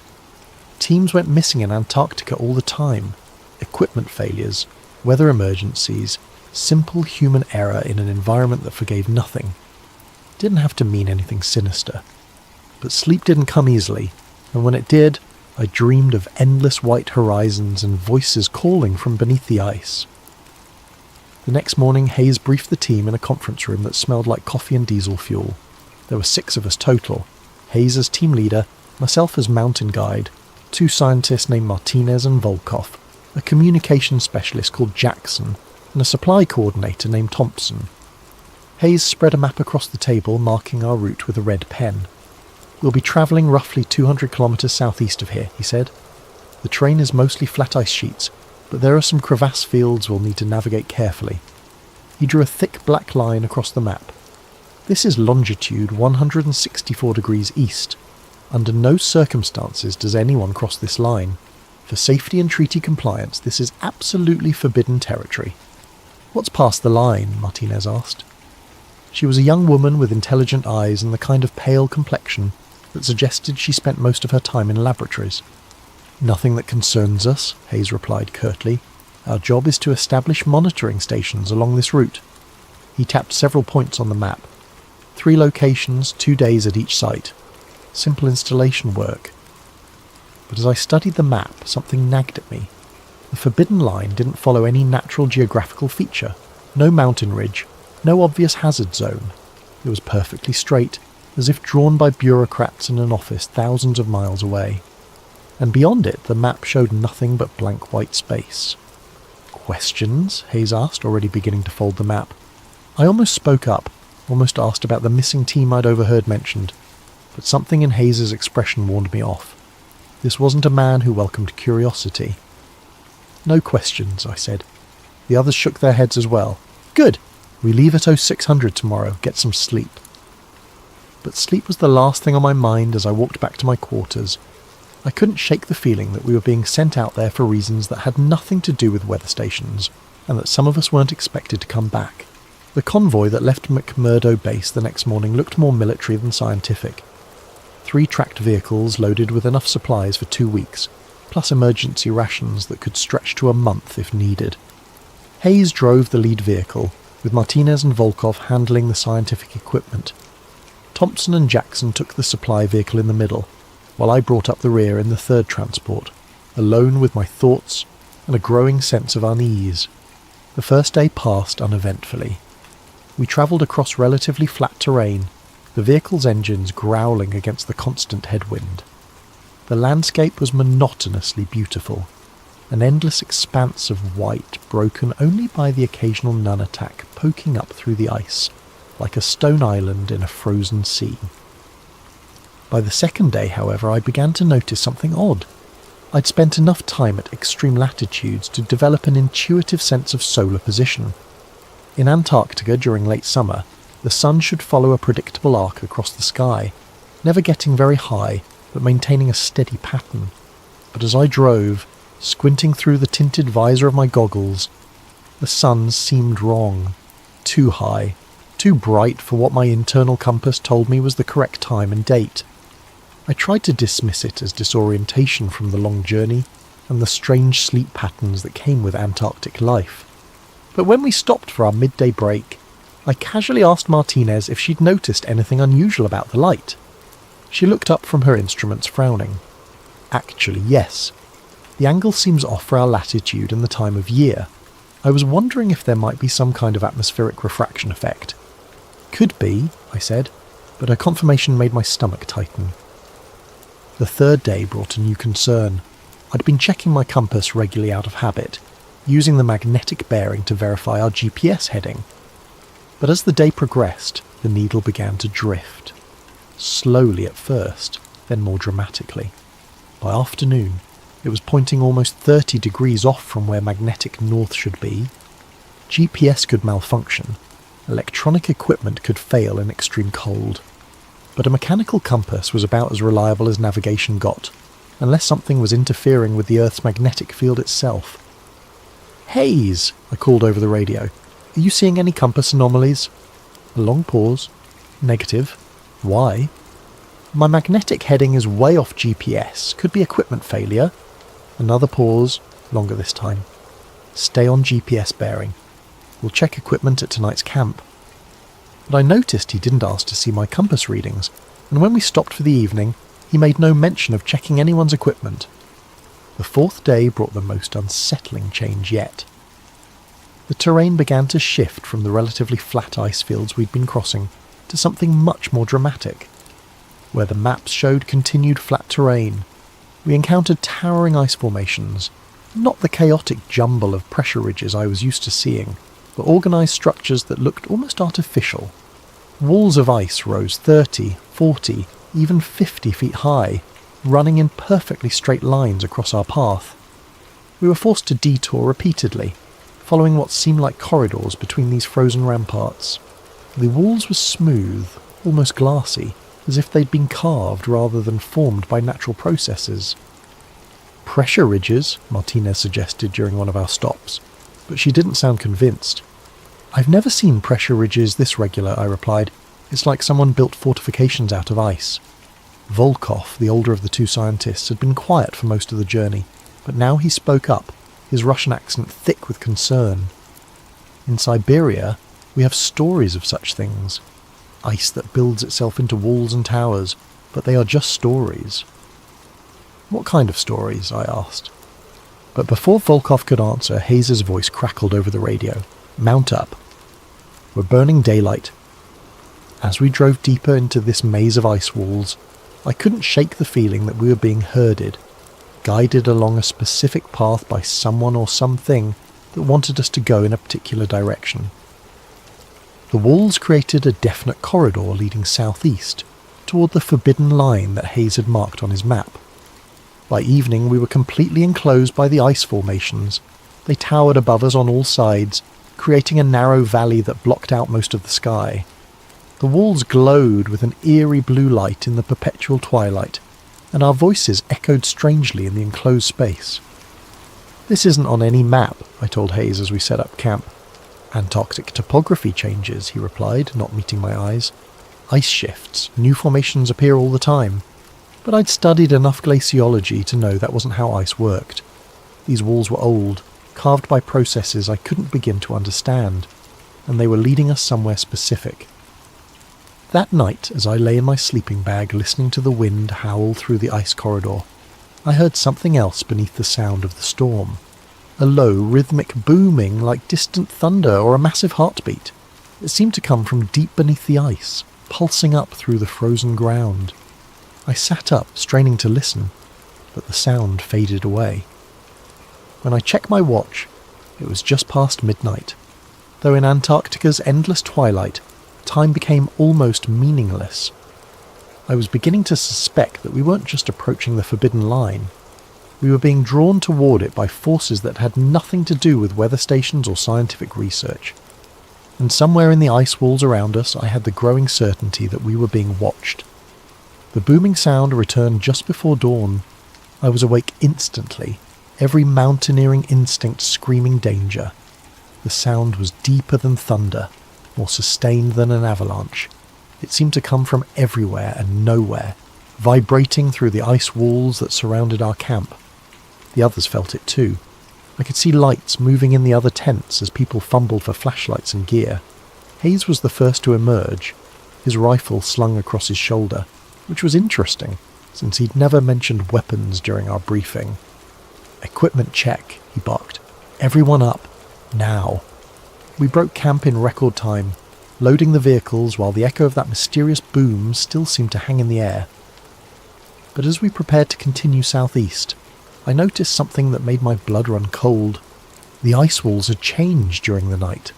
The corridor that had led us here was now partially blocked by a fresh formation of ice, as if the walls had grown while we slept. But more disturbing was what lay ahead. The passage continued, but it was wider now, as if something had carved out more space for us to travel. "Natural ice movement," Hayes said when I pointed it out, but his hand never left his rifle. We drove in tense silence for the first few hours. The ice walls gradually receded, opening into a broader valley between towering formations, but the landscape ahead remained wrong. Hills where the maps showed flat ground, valleys that shouldn't exist, and always that sense of being guided along a predetermined path. It was Martinez who first spotted the crack. "Stop," she called over the radio, "there's something ahead." We pulled up about 50 metres from what looked like a shadow across the ice. But as we approached on foot, I realised it wasn't a shadow at all. It was a fissure in the ice sheet, running perpendicular to our path.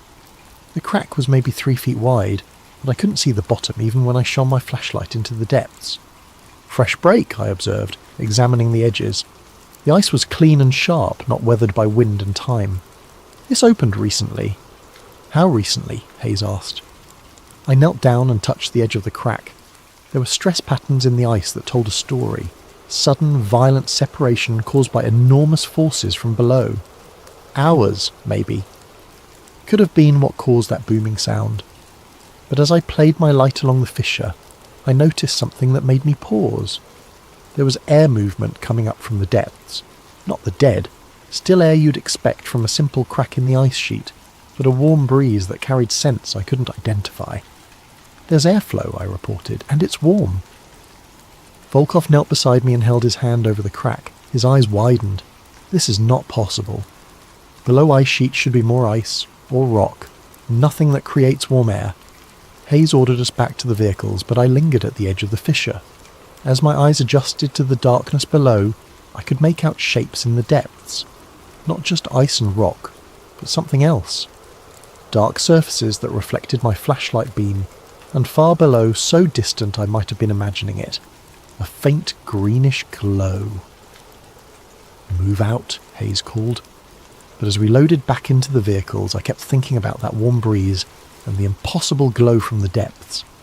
In 15 years of extreme environment experience, I'd learned to trust my instincts, and my instincts were telling me that we'd found something that wasn't supposed to exist. We spent the day detouring around the fissure, following its edge as it curved away to the southeast. The crack ran for kilometres without seeming to narrow or close. Occasionally I caught glimpses of that strange glow from the depths, always too distant and faint to be certain of what I was seeing. By evening we'd travelled nearly 20 kilometres along the fissure's edge without finding a way across. Hayes called a halt as the perpetual twilight deepened, and we made camp on a flat section of ice about 100 metres from the crack. "Tomorrow we find a way round," Hayes announced during our brief evening meal. "Mission parameters haven't changed." But I could see the tension in everyone's faces. Whatever we'd stumbled onto, it wasn't part of any weather station installation plan. As the others settled into their tents, I found myself drawn back to the edge of the fissure. The warm air was still flowing up from the depths, and now I could smell it more clearly. Not the sterile cold of Antarctic air, but something organic, almost alive, like moss and earth and growing things, impossible as that seemed. I was about to return to my tent when I heard voices, not from our camp, from below. I dropped to my belly and crawled to the very edge of the crack, listening intently. At first I thought it might be echoes from our own group, sound bouncing strangely off the ice walls. But the voices were too distant, too muffled, and they had a cadence that didn't match any language I recognised. As I strained to listen, a gust of warm air brought up something else, the scent of wood smoke and cooking food. Somewhere down in that impossible darkness, people were living their lives around fires and meals, as if the frozen wasteland above didn't exist. I was so focused on listening that I almost missed the light moving along the opposite edge of the fissure. It was just a flicker at first, barely visible in the twilight, but as I watched, it resolved into what looked like a torch or lantern, moving steadily along the far side of the crack. I couldn't make out who or what was carrying it, but the light moved with purpose, as if someone was patrolling the edges of their hidden world. The light paused directly across from where I lay. For a long moment it remained motionless, and I had the unsettling feeling that whoever held it was looking directly at me. Then it began to move again, disappearing into the darkness. I crawled back from the edge and returned to my tent, but sleep was impossible. Every time I closed my eyes I saw that distant light, and wondered what kind of people could survive in the depths beneath Antarctica's ice sheet. And more importantly, what they might do if they discovered we were up here, listening to their voices and watching their movements in the dark. I woke to the sound of arguing. Hayes and Jackson were standing near the vehicles, their voices low but heated. I couldn't make out the words, but their body language spoke volumes. Jackson was gesturing emphatically toward the fissure, while Hayes kept shaking his head and pointing southeast, in the direction of our original route. By the time I emerged from my tent, the argument had ended, but the tension remained.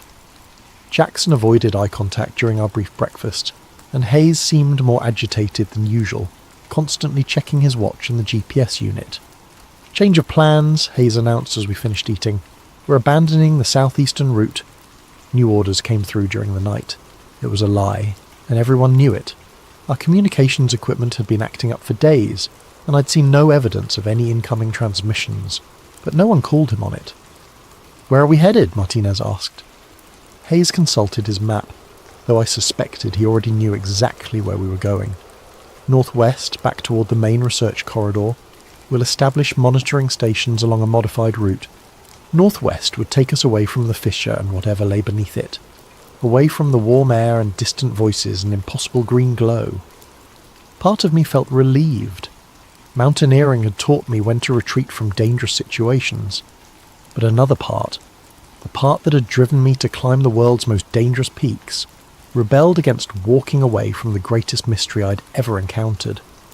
We packed up camp efficiently, but I noticed that Jackson and Thompson were moving more slowly than usual, finding excuses to linger near the edge of the fissure. They'd heard the voices too, or seen the lights, or simply sensed that we were on the verge of discovering something extraordinary. As we loaded the vehicles, Thompson approached me.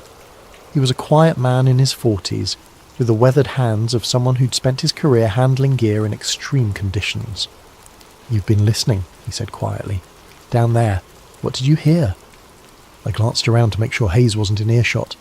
People, living people, down in that crack. Thompson nodded grimly. "Jackson thinks so too. We've been talking about it."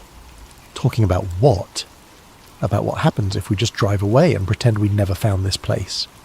He looked toward the fissure, where the warm air was still rising in visible columns in the cold morning air. "How do we live with ourselves knowing we found something like this and just left?" It was a question I'd been asking myself all night, but before I could answer, Hayes was shouting for everyone to mount up. We drove northwest for 3 hours, putting the fissure behind us, but the landscape remained wrong. Too many hills, too many valleys, ice formations that shouldn't exist according to any map. It was as if we'd crossed into a different version of Antarctica, one where the normal rules of geography no longer applied.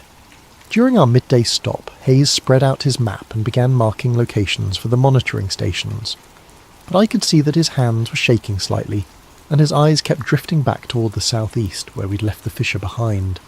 "First station here," he said, pointing to a spot on the map that looked identical to every other spot. "We'll establish base camp and begin installation tomorrow." But Jackson wasn't looking at the map. He was staring back the way we'd come, where a thin column of warm air was still visible on the horizon like a distant smoke signal. "We need to go back," he said suddenly.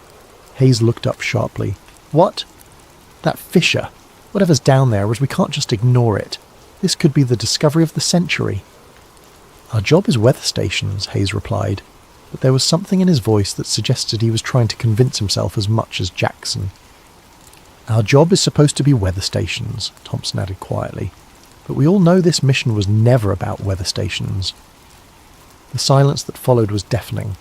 Hayes stared at the two men, and I could see him weighing his options. He had authority, but authority only worked when people were willing to follow, and it was becoming clear that his team was having second thoughts about abandoning the greatest mystery any of us had ever encountered. "The mission parameters are non-negotiable," Hayes said finally. "Then maybe it's time to renegotiate," Jackson replied. That evening, as Hayes set up our camp in another anonymous stretch of ice, Thompson approached me again. This time Martinez was with him. "We're going back," Thompson said without preamble. "Tonight. You're the mountain expert. We need your help." "Hayes won't authorize it," I pointed out. "Hayes doesn't need to know," Martinez said. "We slip out after he's asleep, rappel down into that fissure, and see what's really down there. A few hours, that's all. By morning, we're back here and no one's the wiser." It was insane. Rappelling into an unknown crack in the ice, in the middle of Antarctic night, without proper backup or communication with base camp. Every rule of safe expedition practice said to walk away, but I thought about those distant voices and the impossible warmth rising from the depths. I thought about 15 years of climbing mountains because they were there, of pushing into places where humans weren't meant to go. "What about equipment?" I asked. Thompson smiled grimly. "Already taken care of. Ropes, harnesses, lights, emergency supplies, everything we need for a basic reconnaissance. If Hayes finds out..." "Let us worry about Hayes," Martinez said. "Are you in?" I looked back toward the southeast, where that column of warm air was still faintly visible against the starless sky.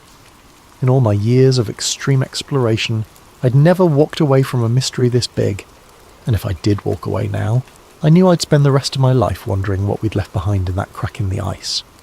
"I'm in," I said. 3 hours later, while Hayes and Volkov slept in their tents, 3 figures slipped away from camp and began the long trek back toward the fissure. We moved quietly across the ice, guided by GPS and the distant column of warm air that marked our destination like a beacon. By the time we reached the edge of the crack, it was nearly midnight, though in Antarctica's endless twilight, time was becoming meaningless. The fissure yawned before us, black and mysterious, with that impossible warm breeze still rising from its depths. I set up the anchor points while Thompson and Martinez prepared the ropes. My hands shook slightly as I tested the hardware, not from cold, but from the magnitude of what we were about to do. We were about to descend into a place that shouldn't exist to meet people who shouldn't be there. "Last chance to change your minds," I said as I clipped into my harness. Neither of them hesitated. "Let's go see what's down there," Thompson said. And with that, we stepped over the edge and began our descent into the impossible. The descent took longer than expected. What had looked like a simple crack from the surface revealed itself to be a complex system of interconnected fissures and chambers. The walls were smooth ice for the first 30 meters, but as we rappelled deeper, the ice gave way to exposed rock. Dark stone that looked nothing like the typical Antarctic geology I was familiar with.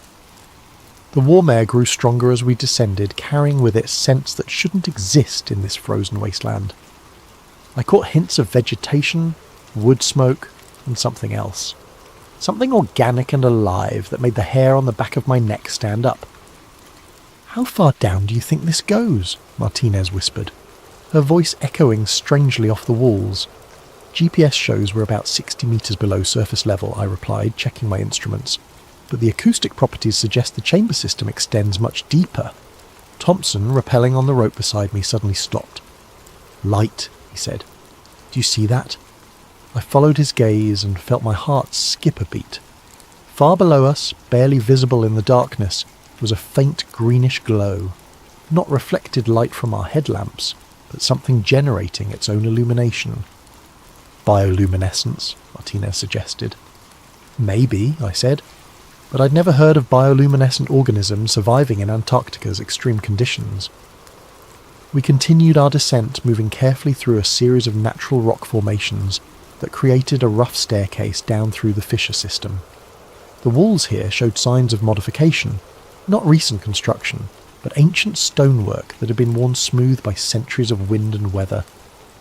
"These aren't natural formations," Thompson observed, running his hand along a section of wall where the rock had been deliberately shaped. "Someone carved these passages." The stonework was crude but effective, creating handholds and ledges that made the descent easier. Whoever had carved them understood the principles of safe passage through vertical terrain.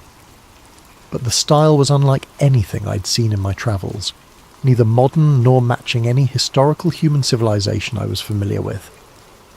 As we descended deeper, we began to encounter artifacts. The first was a stone marker, roughly the size of a gravestone, placed on a natural ledge about 90 metres down. The surface was covered with carved symbols that looked like a mixture of pictographs and abstract geometric patterns. The carving was fresh, recent enough that the edges were still sharp and clean. "Can you read any of this?" I asked Martinez, who had some background in archaeology. She studied the symbols carefully, running her fingers over the carved lines. "It's not like any writing system I've encountered. But see this symbol here?" She pointed to a recurring mark that looked like a stylized mountain peak. "It appears multiple times. Could be a warning, or maybe a territorial marker."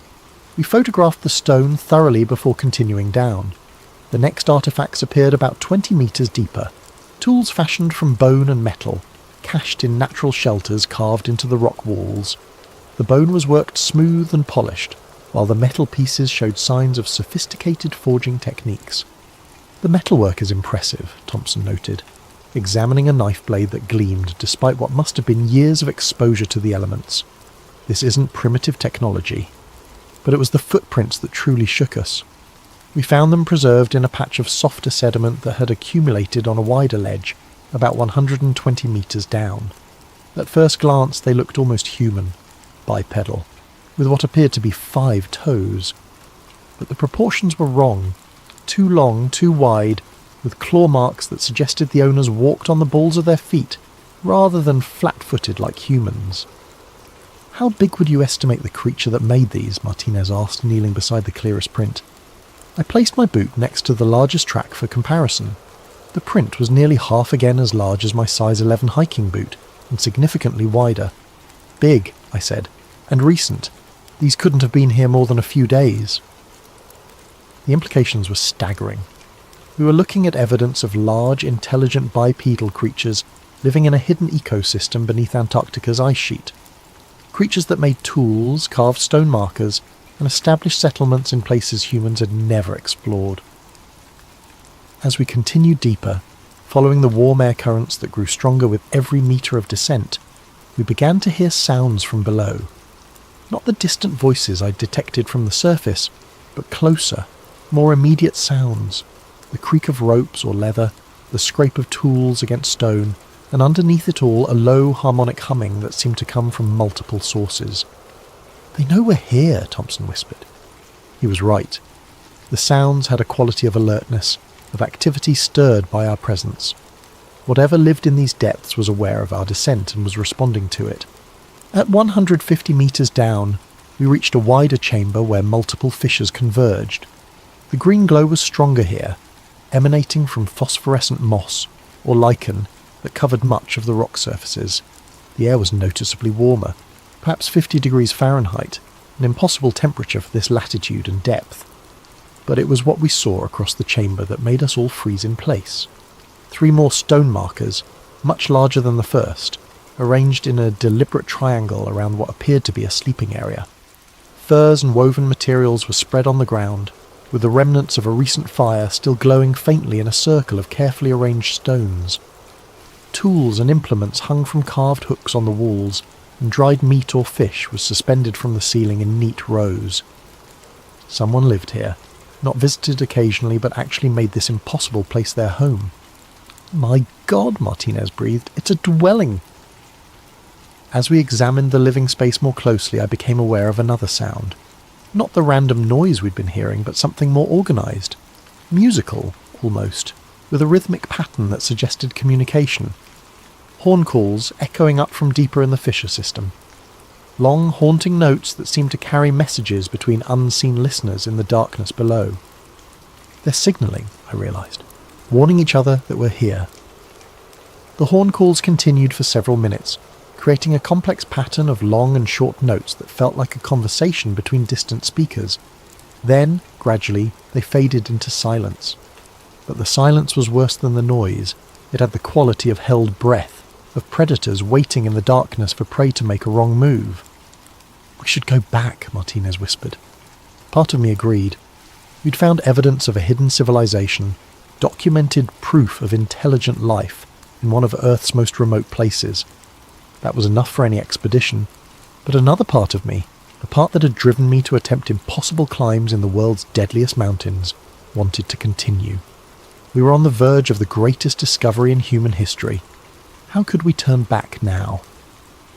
"A little further," I said, "just to see what's below this chamber."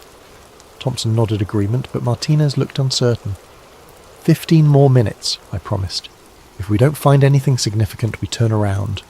It was a promise I would come to regret, because what we found in those next 15 minutes would change everything and ensure that none of us would ever be the same again. The passage beyond the inhabited chamber led through a series of natural archways carved from the living rock.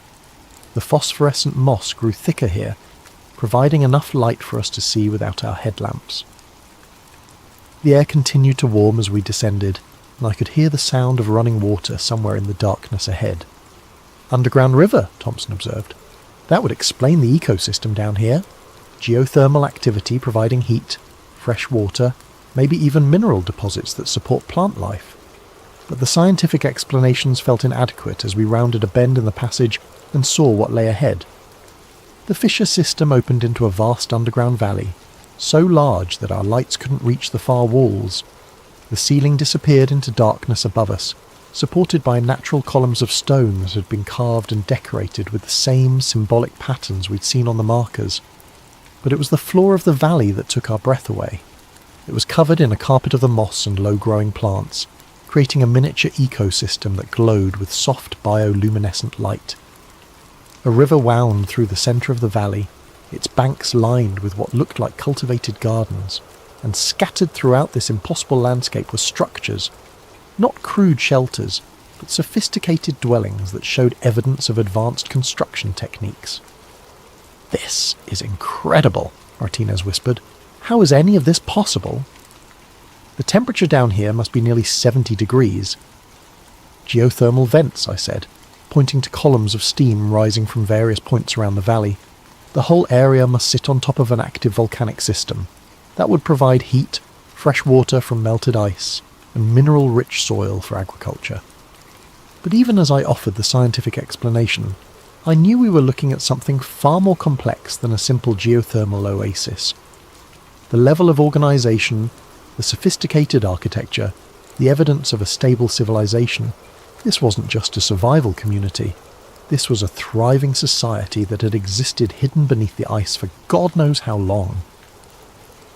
We made our way down into the valley, moving carefully through the cultivated areas.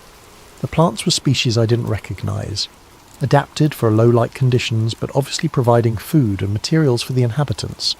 Some looked like root vegetables, others resembled grains or fruits. All of them showed signs of careful cultivation and selective breeding. The dwellings were even more impressive up close. Built from carved stone and what appeared to be some kind of organic mortar, they were circular structures with conical roofs that reminded me of traditional African or Celtic architecture.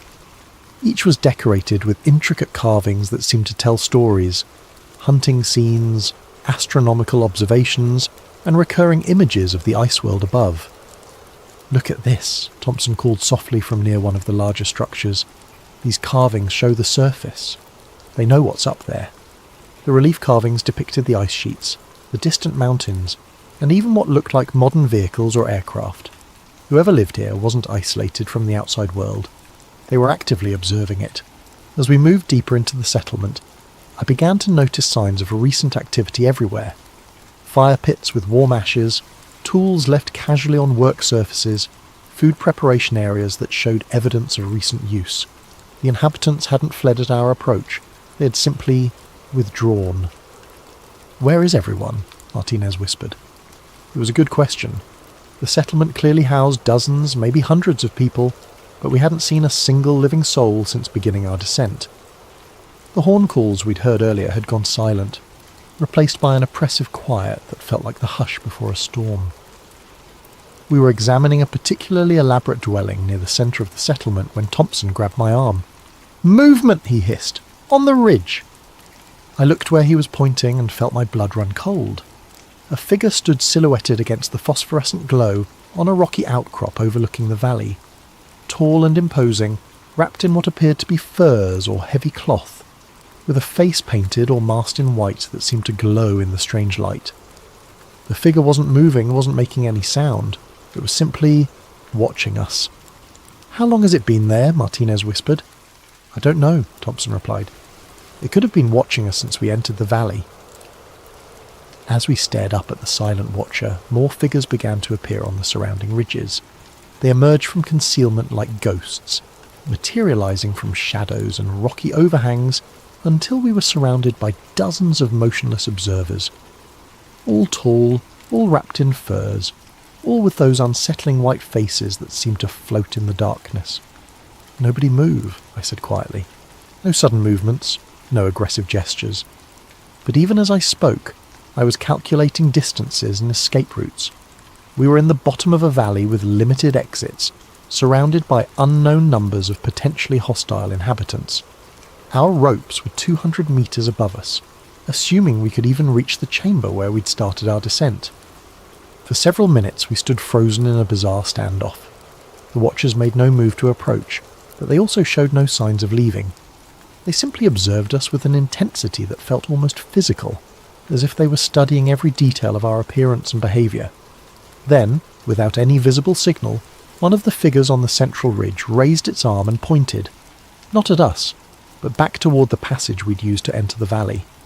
The gesture was unmistakable. "Leave." "I think they want us to go," Martinez said unnecessarily. "The question is what happens if we don't," Thompson replied. As if in response to his words, more figures appeared on the ridges. Not just dozens now, but what looked like hundreds, emerging from concealment in the rocks and behind the settlement structures. They still made no threatening moves, but the message was clear. We were vastly outnumbered, and our welcome had expired. "We should respect their wishes," I said, though every instinct screamed at me to stay and try to make contact. This was the discovery of the century, proof of a hidden civilization that had survived in one of Earth's most hostile environments. Walking away now felt like abandoning the greatest opportunity in human history. But I'd spent 15 years in situations where good judgment meant the difference between life and death, and my judgment was telling me that we were moments away from a confrontation we couldn't win. "Back to the passage," I said, slowly, no threatening moves. We began to retreat, moving carefully through the settlement with hundreds of silent watchers tracking our every step. The figures on the ridges remained motionless, but I could sense movement in our peripheral vision. More inhabitants emerging from the structures around us, following our progress through their hidden world. As we reached the passage that led back to the upper chambers, I risked one look back at the settlement. What I saw made my skin crawl. The valley floor was now filled with figures. They had emerged from every dwelling, every shadow, every concealed position, until the entire settlement was alive with silent observers. Men, women, children, an entire civilization that had been watching us from the moment we entered their domain. And in their absolute silence, in their complete stillness, there was something far more menacing than any overt threat could have been. "Move," I said urgently, and we began our hasty retreat toward the surface. But as we climbed back through the carved passages, I couldn't shake the feeling that our visit had changed something fundamental. We had been witnessed, catalogued, assessed, and somewhere in those silent watching faces, decisions were being made that would have consequences far beyond our ability to imagine. The inhabitants of the hidden valley now knew that the surface world had found them. The question was what they intended to do about it. The climb back to the inhabited chamber felt endless. Our headlamps cut through darkness that seemed thicker than before, and every shadow looked like it might conceal a pursuing figure. The silence was oppressive, no sound except our own breathing and the scrape of our boots against stone. "Are they following us?" Martinez whispered during a brief rest on one of the carved ledges. I listened carefully, straining to hear any evidence of pursuit. For a moment, there was nothing but the faint whisper of air currents through the fissure system. Then I caught it. A soft sound, like leather against stone, coming from somewhere below us in the darkness. "Yes," I said. "Keep moving." We climbed faster, abandoning stealth for speed, but the sounds of pursuit grew closer, not the heavy footfalls you'd expect from people climbing after us, but something more subtle. Whispered communications in a language that sounded like wind through rock formations. The scrape of tools or weapons against stone, and underneath it all, a rhythmic sound that took me several minutes to identify. Drums. They were using drums to coordinate their movements, passing signals through the fissure system with low, resonant beats that our presence almost masked.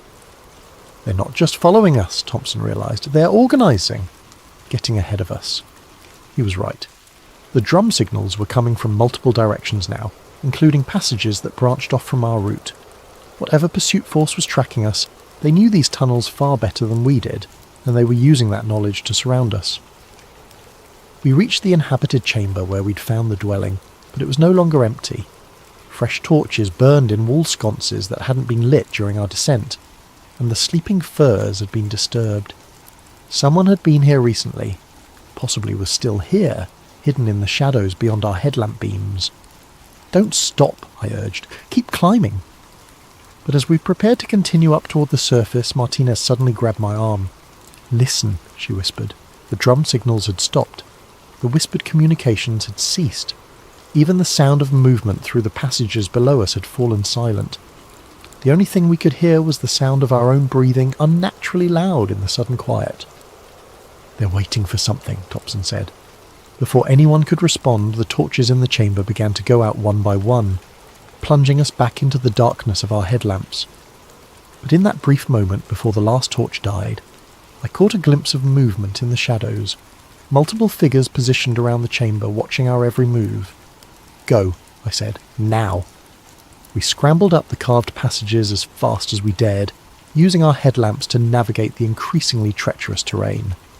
Behind us, I could hear the sound of movement resuming, not hurried but purposeful. Our pursuers weren't panicking or rushing to catch us. They were herding us, driving us towards some predetermined destination. The realization hit me like a physical blow. We weren't escaping. We were being guided. The inhabitants of the valley had let us discover their settlement, had allowed us to retreat, and were now directing our route back to the surface. But why? As we climbed higher, approaching the point where we'd cached our rappelling equipment, I began to understand. The warm air currents that had drawn us into the fissure system were still flowing, but they'd changed direction. Instead of rising from the depths, they now seemed to be flowing horizontally, as if being artificially directed through the passage system. They're manipulating the airflow, I realised, herding us like sheep. The implications were terrifying. If the inhabitants could control air currents throughout the fissure system, they possessed technology far more sophisticated than their primitive-appearing tools and dwellings suggested. We weren't dealing with a simple, isolated community. We were confronting a civilization with capabilities we didn't understand. We reached our rappelling station to find that our equipment had been disturbed. The ropes were still anchored, but they'd been examined, tested, and carefully rearranged. Someone had been here while we were exploring the valley, studying our gear with the same intensity we'd brought to examining their tools and dwellings. "They know exactly what we're capable of," Thompson said grimly. "They've been watching us since we started the descent." As we prepared to rappel back to the surface, the sounds of pursuit resumed below us. But now they were different, more urgent, more coordinated. The whispered communications became a constant stream, and I could hear the sound of multiple groups moving through the passages beneath us. "They're converging on this position," Martinez observed. I clipped into my harness and started up the rope, but something felt wrong. The anchor points we'd set were solid, tested to support much more weight than our group represented, but as I climbed, I could feel vibrations in the rope that suggested movement above us. "Someone's up there," I called down to the others. The surface, which had represented safety and escape, might now be as dangerous as the depths we were fleeing.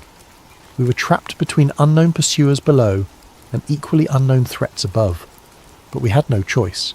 Staying in the fissure system meant certain confrontation with inhabitants who outnumbered us by hundreds to one.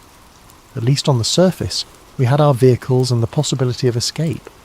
I reached the top of the fissure and immediately knew something was wrong.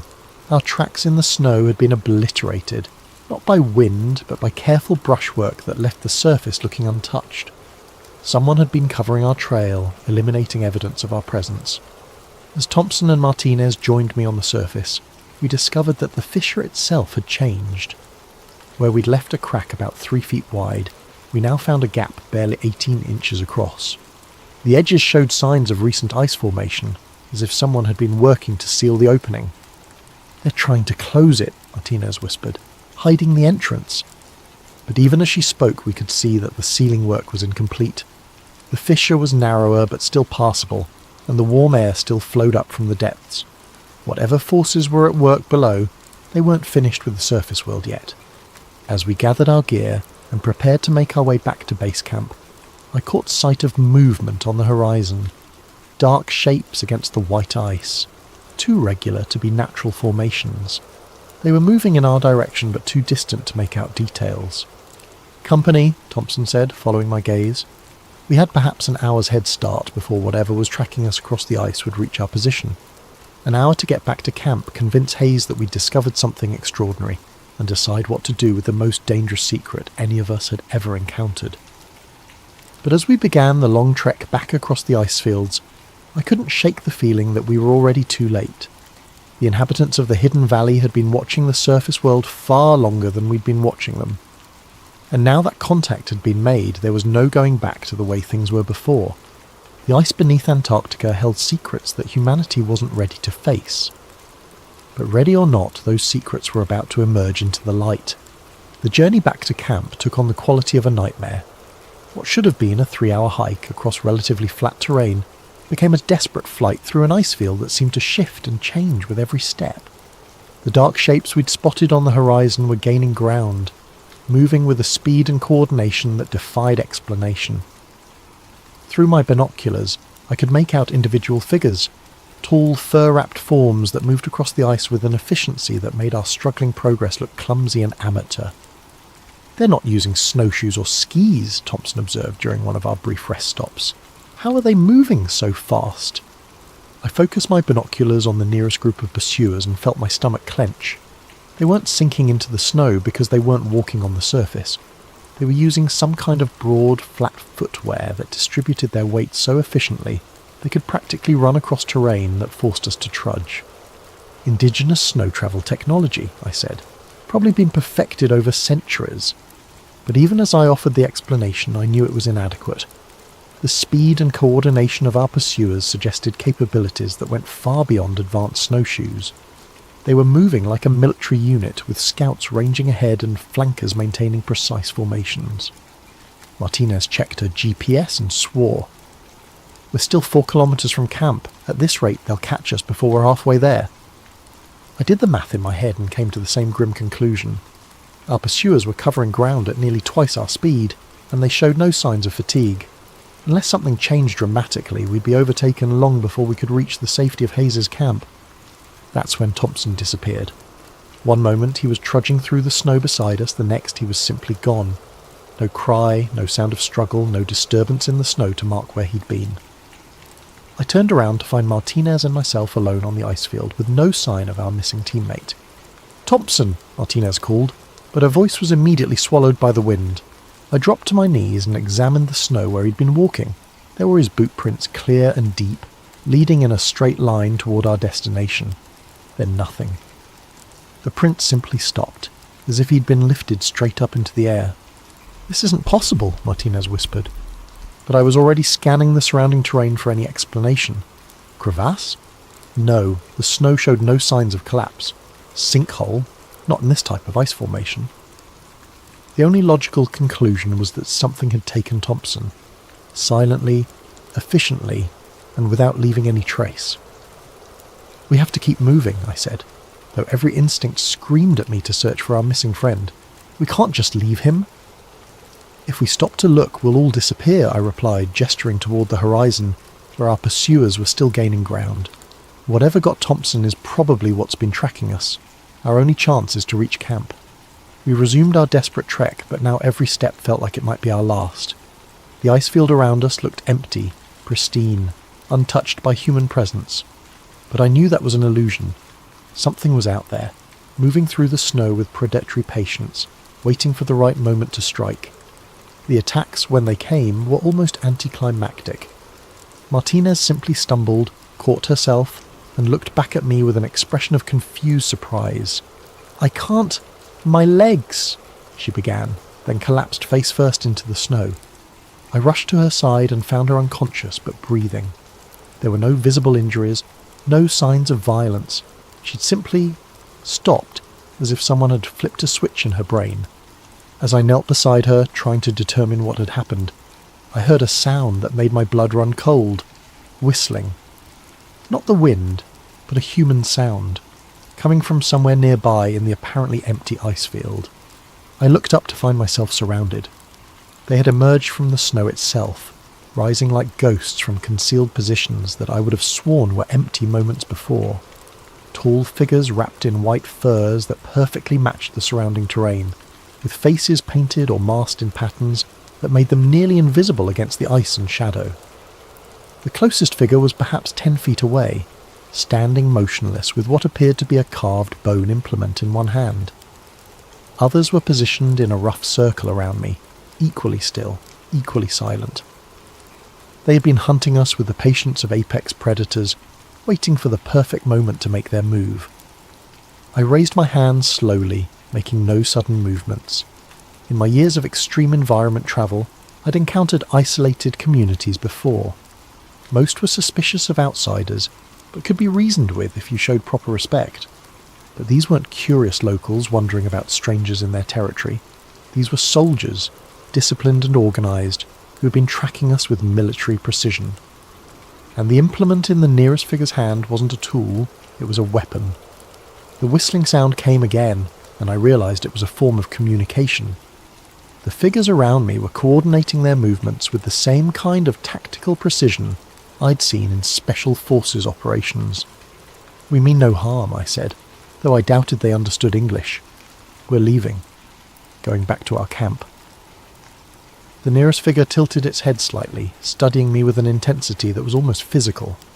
Then it raised the bone implement and pointed, not at me, but toward Martinez's unconscious form. The message was clear, she was coming with them. "No," I said, moving to stand protectively over Martinez. "She stays with me." The figure's response was swift and decisive. It made a sharp gesture, and something struck me in the neck. Not painful, but startling. I reached up to find a small dart made from carved bone and what felt like organic fibres. The world began to blur at the edges. My vision narrowed, and my legs felt like they were made of water. The last thing I saw before consciousness fled was the figures lifting Martinez and carrying her away across the ice, moving with the same impossible speed that had allowed them to track us across the frozen wasteland. When I woke, I was alone. The sun had moved significantly across the sky, suggesting I'd been unconscious for several hours.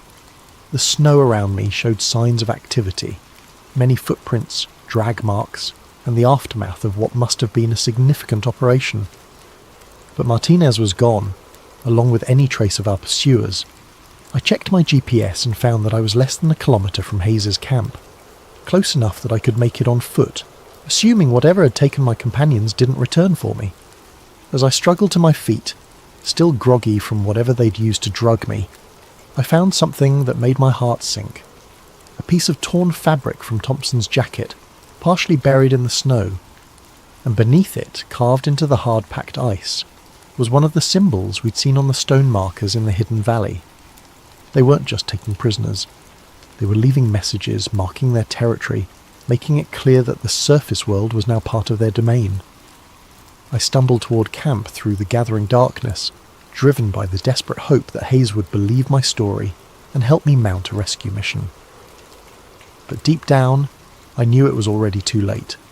Thompson and Martinez were gone, taken by inhabitants of a world that wasn't supposed to exist. And somewhere beneath the ice, decisions were being made that would affect far more than just our small expedition team. The hidden valley had been discovered, its secrets exposed, and its guardians were about to make sure that exposure came with a price the surface world wasn't prepared to pay. I reached Hayes' camp just as the last light was fading from the Antarctic sky. My stumbling approach through the ice fields must have looked like the arrival of a madman. Clothes torn, face windburned, babbling about hidden civilizations and missing team members. Hayes took one look at me and immediately began barking orders. Medical check, emergency protocols, communications with base. Within an hour, I was wrapped in thermal blankets inside the command tent, sipping hot coffee while Hayes and Volkov interrogated me about what had happened. Underground valley, Hayes repeated for the third time, with inhabitants. Hundreds of them, I insisted, to maybe thousands. They have dwellings, agriculture, sophisticated technology, and they took Thompson and Martinez. Volkov exchanged a look with Hayes that I didn't like. Altitude sickness can cause hallucinations, he said carefully, combined with hypothermia, exhaustion. I'm not hallucinating, I snapped. Check the GPS logs. Look at the photographs Martinez took. There's evidence. But when we checked Martinez's camera, the memory card was missing. My GPS unit showed our route to the fissure and back, but the waypoints I'd marked for significant discoveries had been erased. Even the torn piece of Thompson's jacket that I'd brought back as proof had somehow disappeared from my pack. Where are Thompson and Martinez? Hayes asked. I told you, they were taken by the inhabitants of the valley. What inhabitants? You're the only person who's seen these alleged people. The interrogation continued for hours, but it was clear that Hayes had already made up his mind. As far as he was concerned, I'd suffered some kind of breakdown during a solo reconnaissance mission, and Thompson and Martinez had died in a crevice fall or equipment failure. The official report will list them as lost during scientific operations, Hayes said finally. Weather-related accident. You'll be evacuated to McMurdo for medical evaluation and debriefing. You have to send a search team back to that fissure, I pleaded. They might still be alive. There will be no further operations in that area, Hayes replied with finality. Mission orders are clear. I was flown back to McMurdo Base the next morning, sedated against my protests. The debriefing there was even more intensive, with psychologists and medical personnel who seemed more interested in my mental state than in the extraordinary discovery I was trying to report. Within a week, I was on a transport plane back to Christchurch, officially diagnosed with severe stress reaction and altitude-induced psychosis.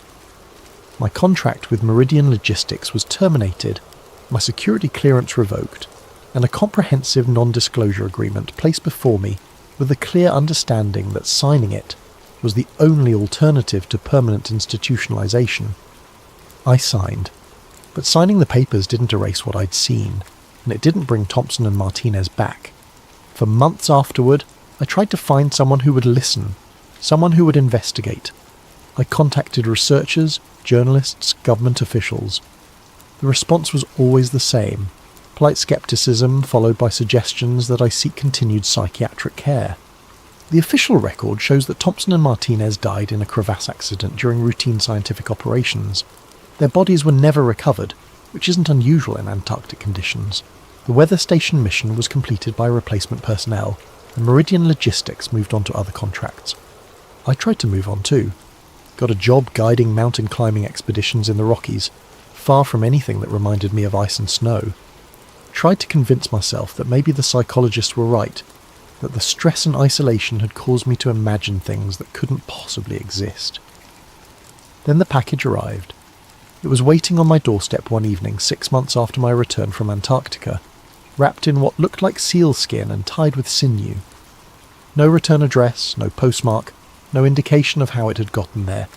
Inside was a carved stone marker, identical to the ones we'd found in the hidden valley. These symbols were sharp and fresh, as if carved yesterday, and they included new pictographs that hadn't been on the original markers, images that clearly depicted our expedition, our descent into the fissure, and our encounter with the valley's inhabitants. But it was the final symbol that made my hands shake as I traced its outline. It was a perfect representation of my house, complete with details that could only have been drawn by someone who had seen it firsthand. The message was unmistakable. We know where you are. We know where you live. We remember. I moved the next week, leaving no forwarding address. Changed my name, my appearance, my entire life. But I know it doesn't matter. The inhabitants of the hidden valley found me once, and they can find me again whenever they choose. Sometimes, late at night when the wind howls through whatever temporary home I'm occupying, I hear sounds that remind me of that underground realm. The whisper of leather against stone, the distant echo of horn calls, the rhythmic beating of drums coordinating movements in the darkness, and I know that somewhere beneath the ice of Antarctica, in valleys that don't appear on any map, decisions are still being made about how to deal with the surface world that stumbled onto their ancient secrets. Thompson and Martinez are still down there, assuming they're still alive. Maybe prisoners, maybe something worse. And the inhabitants of that hidden realm are still watching, still waiting, still planning.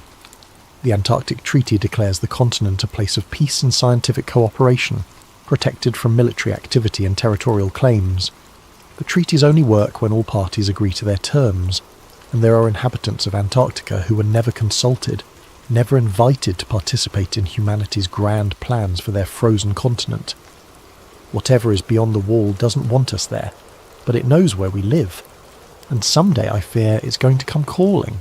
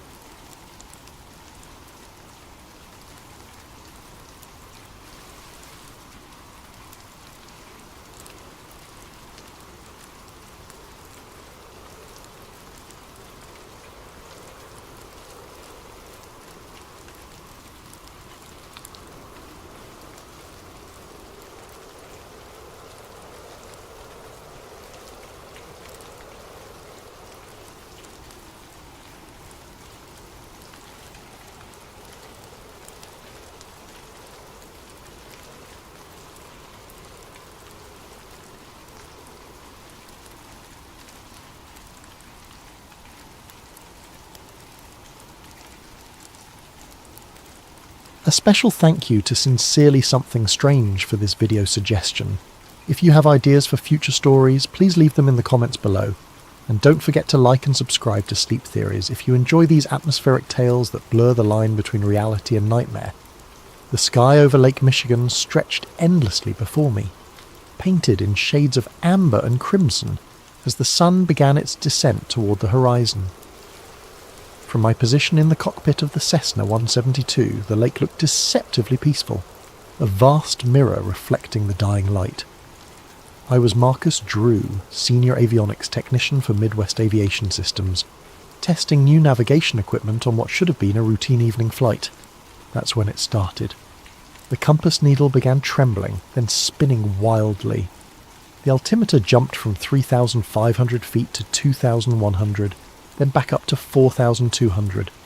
Every instrument on the panel was going haywire while the engine continued running smoothly. I reached for the radio. Chicago approach, November 7-4 Alpha Mike. I'm experiencing complete instrument failure. Static filled the headset. Pure, harsh static with an almost rhythmic quality that resonated in my chest like a physical presence. Then, complete silence. No engine noise, no wind, nothing. That's when I looked down and saw the lights. Beneath the dark water, geometric patterns pulsed with sickly green luminescence. Perfect hexagons arranged in groups of 7, forming triangular clusters that rotated slowly around central nodes. The display covered miles of lake bottom moving with clear intelligence and purpose. As suddenly as it began, everything stopped. The engine roar returned. Instruments flickered back to life, and the radio crackled with Chicago Approach's concerned voice. November 7-4 Alpha Mike. We've lost your transponder signal. What's your status? According to my perception, the incident had lasted maybe 2 minutes, but air traffic control told me I'd been missing from radar for 9 minutes. When I landed at Midway, my supervisor was waiting with questions I couldn't answer and a timeline that didn't match my memory. The official report was bland. Temporary instrument malfunction due to unknown electromagnetic interference. But I knew what I'd seen beneath the water wasn't natural. Those lights, those patterns, they were too precise, too purposeful, and I couldn't stop thinking about the 7 missing minutes. 3 weeks of sleepless nights drove me to the FAA's incident database. If similar events had happened before, there would be records. What I found chilled me to the bone. 17 separate incidents in 5 years, all in the same area of Lake Michigan. Pilots describing compass failures, altimeter malfunctions, missing time. But it wasn't just aircraft. Coast Guard reports documented boats found drifting empty, their crews discovered miles away with no memory of how they'd gotten there. I created a digital map plotting each incident as a red dot. The pattern that emerged made me push back from my computer in shock. The incidents formed a perfect triangle, each side roughly 30 miles long, sitting in deep water between Milwaukee and Grand Haven. Cross-referencing with solar activity data revealed the real pattern. The incidents occurred in 11-year cycles corresponding to solar maxima. But the frequency was increasing exponentially. In the 1970s, maybe 3 incidents per cycle. By 2000, that number had doubled. In the current cycle, there had been more incidents than in the previous 3 combined. Something was waking up down there. A 1987 geological survey mentioned unusual magnetic readings and artificial ferrous structures in the exact coordinates.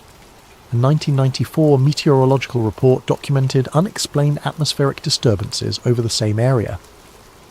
And buried in a 1982 Coast Guard report, persistent sonar anomalies suggest the presence of geometric structures inconsistent with natural lake bottom topography. The military knew about this. They'd been watching it for decades. The drive to Manitowoc took me to Gillian's Marina, where the harbour master directed me to the Anchor Inn. Talk to Jimmy Kowalski, he said. He used to run salvage operations in the deep water. I found Jimmy at the end of the bar, a weathered man in his 50s with the steady eyes of someone who'd spent decades reading wind and water. When I explained my research into navigation anomalies, his expression grew guarded.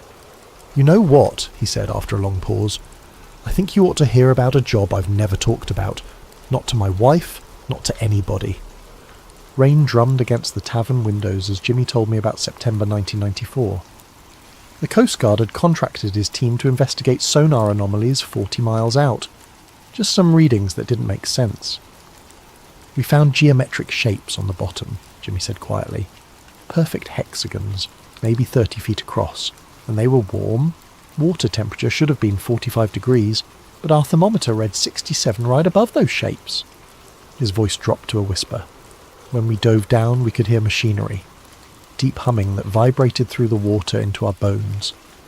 The panels were smooth, black, arranged in patterns like circuit boards.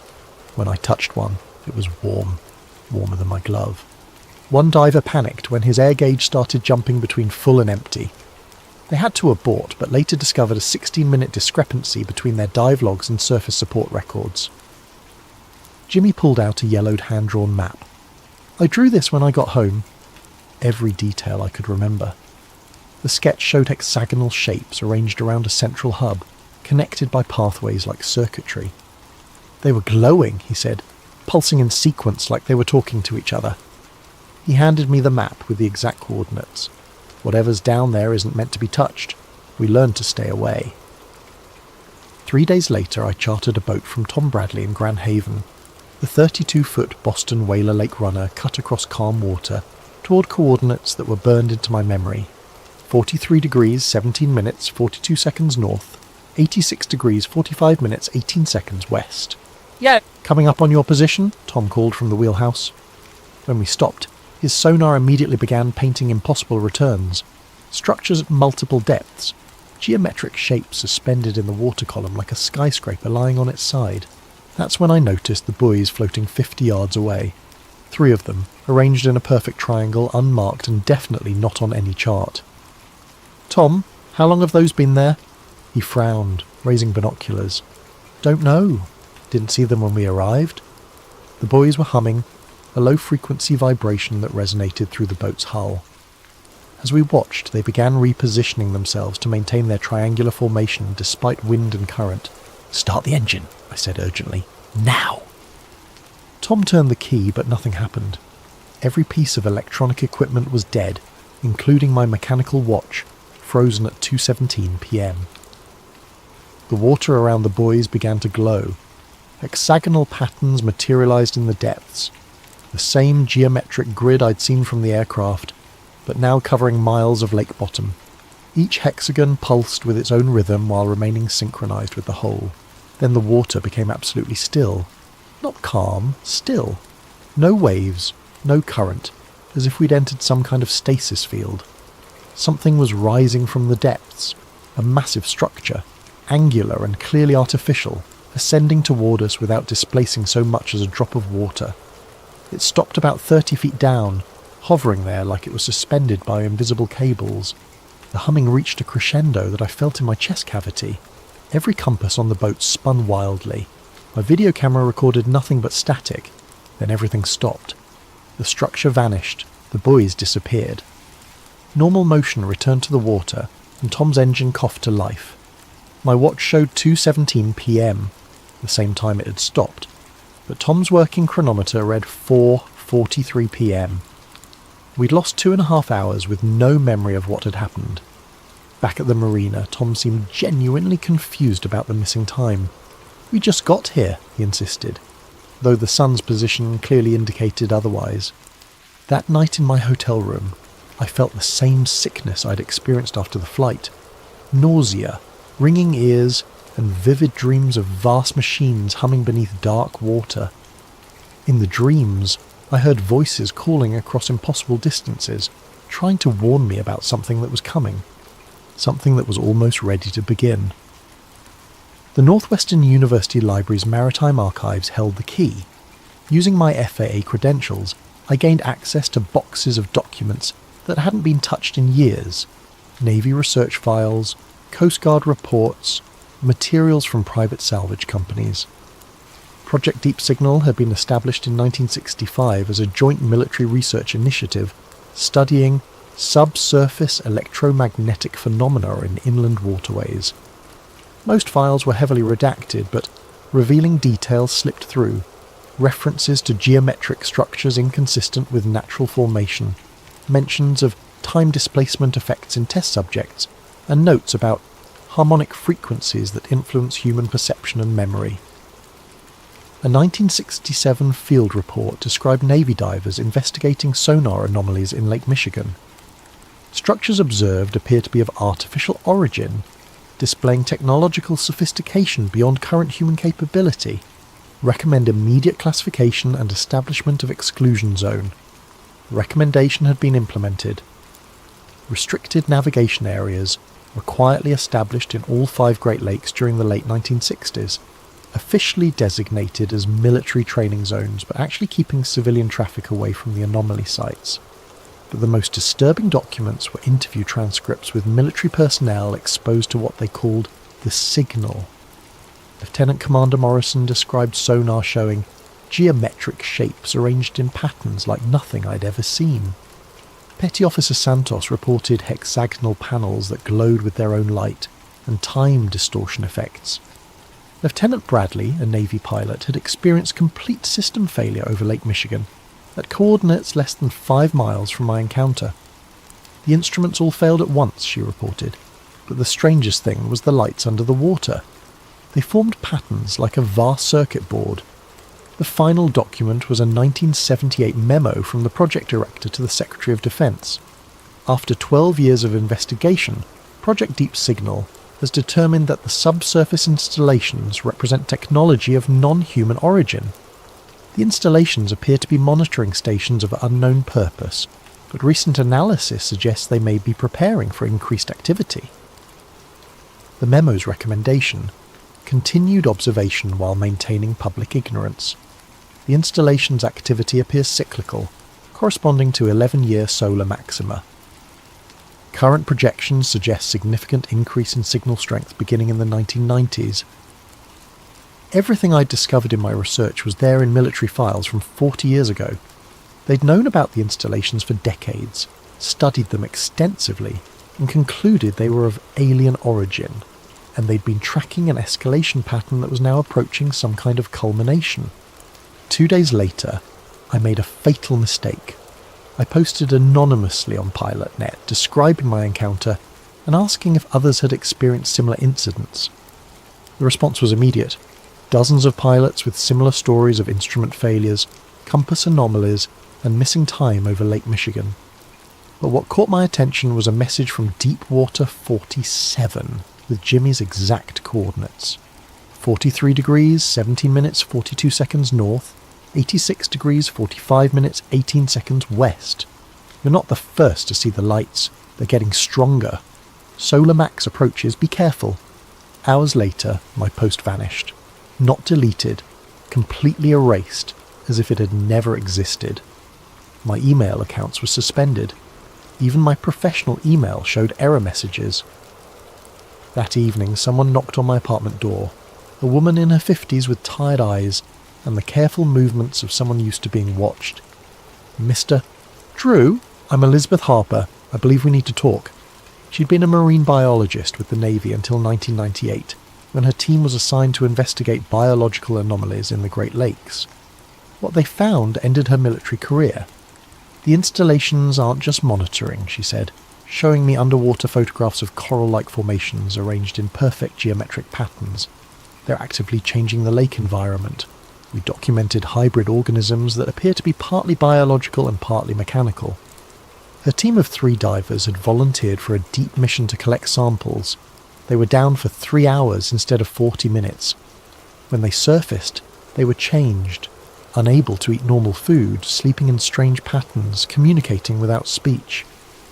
Eventually they disappeared, Harper said, left notes about joining the deep collective and preparing for the final phase. That was 25 years ago, but people still report seeing them near the lakes. They're alive, but they're not human anymore. She stood to leave. The installations are aware of you now. Soon they'll make you an offer to join them. Remember what you are, Mr. Drew. Remember what you're fighting for. After she left, I had the most vivid dream yet. I stood on Lake Michigan's shore, but the water was luminous and transformed. Hexagonal installations rose from the depths like glowing cities, connected by streams of pulsing light. Hundreds of people stood beside me, all waiting for the final signal that would begin the next phase of transformation.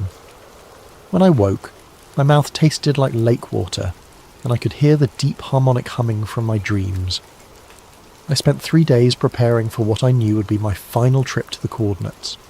This time, I was going down to see the installation up close. I rented diving equipment and a 24-foot inflatable, telling the marina I was planning deep water fishing. On a grey November morning, I reached the coordinates alone. The sonar immediately showed the same impossible returns. Massive structures at multiple depths, moving and reconfiguring in deliberate patterns. I suited up and rolled into the dark water. At 80 feet, my instruments began malfunctioning exactly as Jimmy had described. Depth gauge fluctuating wildly, compass spinning freely, pressure readings jumping between full and empty. But I could see the installation now, and it took my breath away. It wasn't scattered panels, it was a city. A vast geometric metropolis stretching beyond my vision, with towers and spires connected by flowing bridges that pulsed with internal light. The entire complex glowed with soft bioluminescence, shifting and dancing in response to my presence. Organic shapes moved between the structures, flowing forms like jellyfish integrated with the technology, part of some hybrid ecosystem that combined biology and engineering. At 120 feet, I approached a hexagonal panel embedded in what looked like a building wall. It was made of crystalline material containing flowing patterns of light. When I reached out to touch it, my hand passed through the surface like thick liquid, and I felt warmth that pulsed with my heartbeat. The panel flared with brilliant light. Suddenly I wasn't alone. Human figures materialized around me, moving through the water without breathing apparatus, their eyes reflecting the same bioluminescent glow as the structures. One of them, a woman with short grey hair, placed her hand next to mine on the panel. Her voice spoke inside my head without words. "You see now. You understand what we're building." Images flooded my mind, complete sensory experiences showing the installation's true purpose. It wasn't a weapon, but a transformation device, designed to gradually alter Earth's biosphere to make it compatible with something vast and ancient that existed in dimensions humans couldn't perceive. Lake Michigan was just one node in a global network spanning every major body of water on Earth. They'd been operating for millennia, slowly changing ocean chemistry, atmospheric composition, even the planet's magnetic field. "The solar maximum provides the energy we need for the final phase," she continued. "Your species will have the choice to adapt or fade away." I felt something changing in my body at the cellular level as the warmth spread up my arm. "Don't fight it," another voice said. "The transformation is a gift. You'll help us guide your species through the transition." But part of me rebelled. Dr. Harper's warning echoed, "Remember what you are." With enormous effort, I wrenched my hand away from the panel. The transformed humans flickered like holograms and disappeared. The installation's lights dimmed. I'd been down for over an hour according to my air gauge, though my dive computer showed only 15 minutes. Something was wrong with my body. A tingling sensation suggesting the transformation had begun. When I surfaced, my boat had drifted 2 miles away, the anchor line severed cleanly. According to my chronometer, I'd been underwater for 3 hours and 17 minutes. But the most disturbing discovery was my camera. Instead of footage I remembered taking, the memory card showed videos of myself swimming through the installation, shot from multiple angles by cameras I'd never seen. Someone had been documenting my dive from impossible perspectives. The trip back passed in a haze. The tingling in my hands was growing stronger, and I was running a fever. When I looked in the boat's mirror, my eyes seemed different, deeper, reflecting more light than they should. By the time I reached shore, my vision was shifting between normal perception and something else, a view that showed energy patterns and electromagnetic fields overlaid on reality. I could see power lines as ribbons of light, sense radio transmissions filling the air, and beneath it all, I could feel the deep signal, the harmonic frequency connecting installations worldwide, building towards some kind of crescendo that would transform the entire planet. I woke up floating in Lake Michigan with no memory of how I'd gotten there.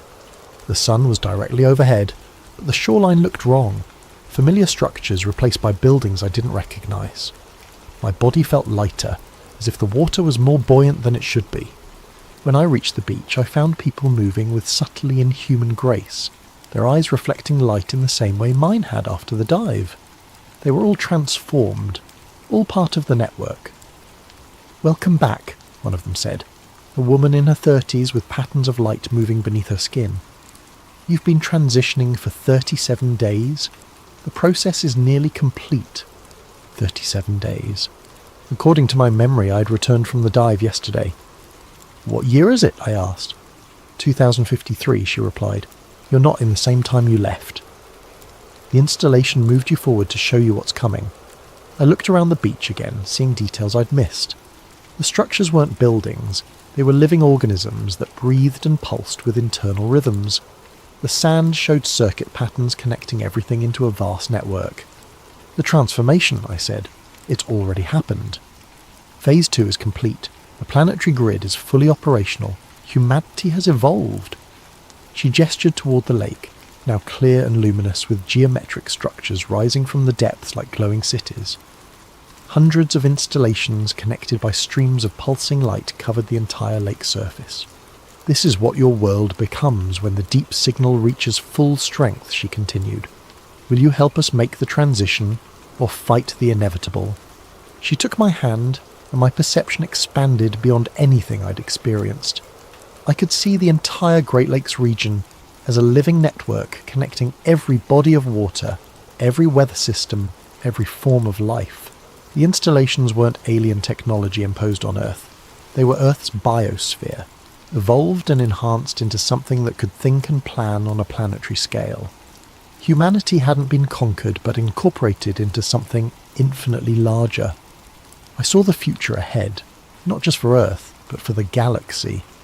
The Deep Collective was part of a network spanning star systems, and Earth was being prepared to join. "You understand now," she said. "This isn't invasion, it's invitation." But part of me recoiled. This future was beautiful but terrifying. Humanity would cease to exist as we knew it, replaced by something that might be better, but would definitely be different. "What about choice?" I asked. "There are always holdouts. People who cling to old patterns are accommodated, given reservations while the world moves forward." Reservations? The word sent a chill through me. I want to go back. Back to what? A world destroying its environment while billions live in poverty. A civilization heading for ecological collapse. She showed me images of my own time. Pollution, conflict, the slow disaster of climate change. Compared to this transformed world, my era looked primitive and self-destructive. But it was still my world. "Please, I need to warn people, give them choice." She studied me with luminous eyes, then nodded. "The installation can return you, but the transformation has begun in your body. You'll carry part of the collective whether you want to or not." She led me to the water's edge, where a crystalline tower rose from the depths. "Remember," she said as I waded into the glowing water, "time is circular. What you've seen is both future and past, inevitable and changeable. The choice your species makes will determine which version becomes real." The transformed world faded like a dream as the installation carried me back through time. When I finally broke through to consciousness in my apartment, my computer showed a document I didn't remember writing, time-stamped from the future I'd just left. I had work to do. The document on my computer described the installation in technical detail I'd never possessed, ending with "Upload initiated, distribution protocol active, message timestamp 2053.11.15. I looked in the mirror and saw the changes were obvious now. My eyes held faint luminescence, and patterns of light moved beneath my skin. When I concentrated, I could perceive electromagnetic fields as clearly as visible light. The apartment building was alive with electronic activity, but beneath it all I sensed something deeper. A network connecting every major body of water on Earth, pulsing with information on a scale that dwarfed human civilization. Dr. Harper called within hours. "Your transformation is accelerating. The installation has marked you as priority recruit. You have maybe 12 hours before it becomes irreversible." 2 hours later, I met her and 3 other partially transformed people at Navy Pier. She led us to a research vessel equipped with sensors I didn't recognize. "The installation network has been active for decades," she explained as we motored toward my coordinates. "But their activity has increased exponentially since the solar maximum began. They're actively implementing changes to lake ecosystems that will serve as foundation for planetary transformation." Her sonar readings revealed the true scope, a complex stretching from Chicago to Mackinac Island, encompassing thousands of square miles. Similar networks existed in all 5 Great Lakes connected by deep channels. "But the most disturbing development is surface infrastructure," she said. Where I'd encountered mysterious buoys, visible structures now dotted the water, platforms and towers rising like an offshore city. Beautiful, but clearly designed for operations beyond current human technology. "They're no longer hiding," Harper said. "Phase 2 has begun."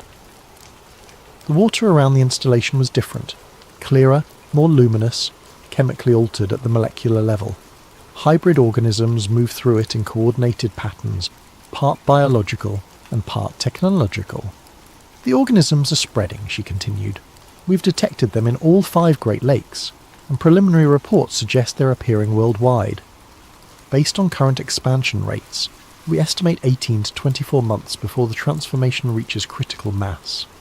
As we watched, the surface structures began pulsing with communicative light patterns. Similar installations across the complex responded, creating a network of light stretching across miles. "The final phase," Harper confirmed. The installation network is preparing to activate simultaneously worldwide. She showed me a world map marked with red dots, locations where similar phenomena had been reported. The dots formed a network connecting every continent, every ocean, every major water system. Suddenly, every structure in the complex flared with brilliant light, creating an aurora that stretched across the entire horizon. When it ended, I felt the deep signal had grown stronger, as if the network had received new instructions. "It's starting," I said. Harper nodded grimly. "The activation sequence. We've monitored similar events worldwide for 72 hours. Whatever they're preparing for, it's happening soon." As we returned to shore, I stared at the installation complex with a mixture of fear and fascination. The structures were offering humanity a choice: evolve or become extinct. The question was whether we were wise enough to choose correctly, or whether we'd fight our own evolution until it was too late. 3 days later, I made the decision that would either save humanity or ensure our complete absorption. I was going to broadcast everything to the world and force humanity to confront the approaching choice. The transformation in my body was accelerating. I could perceive electromagnetic fields across the entire spectrum, sense deep harmonic signals connecting installations globally, and occasionally access fragments of the collective consciousness. But I was still human enough to be horrified by what I saw coming.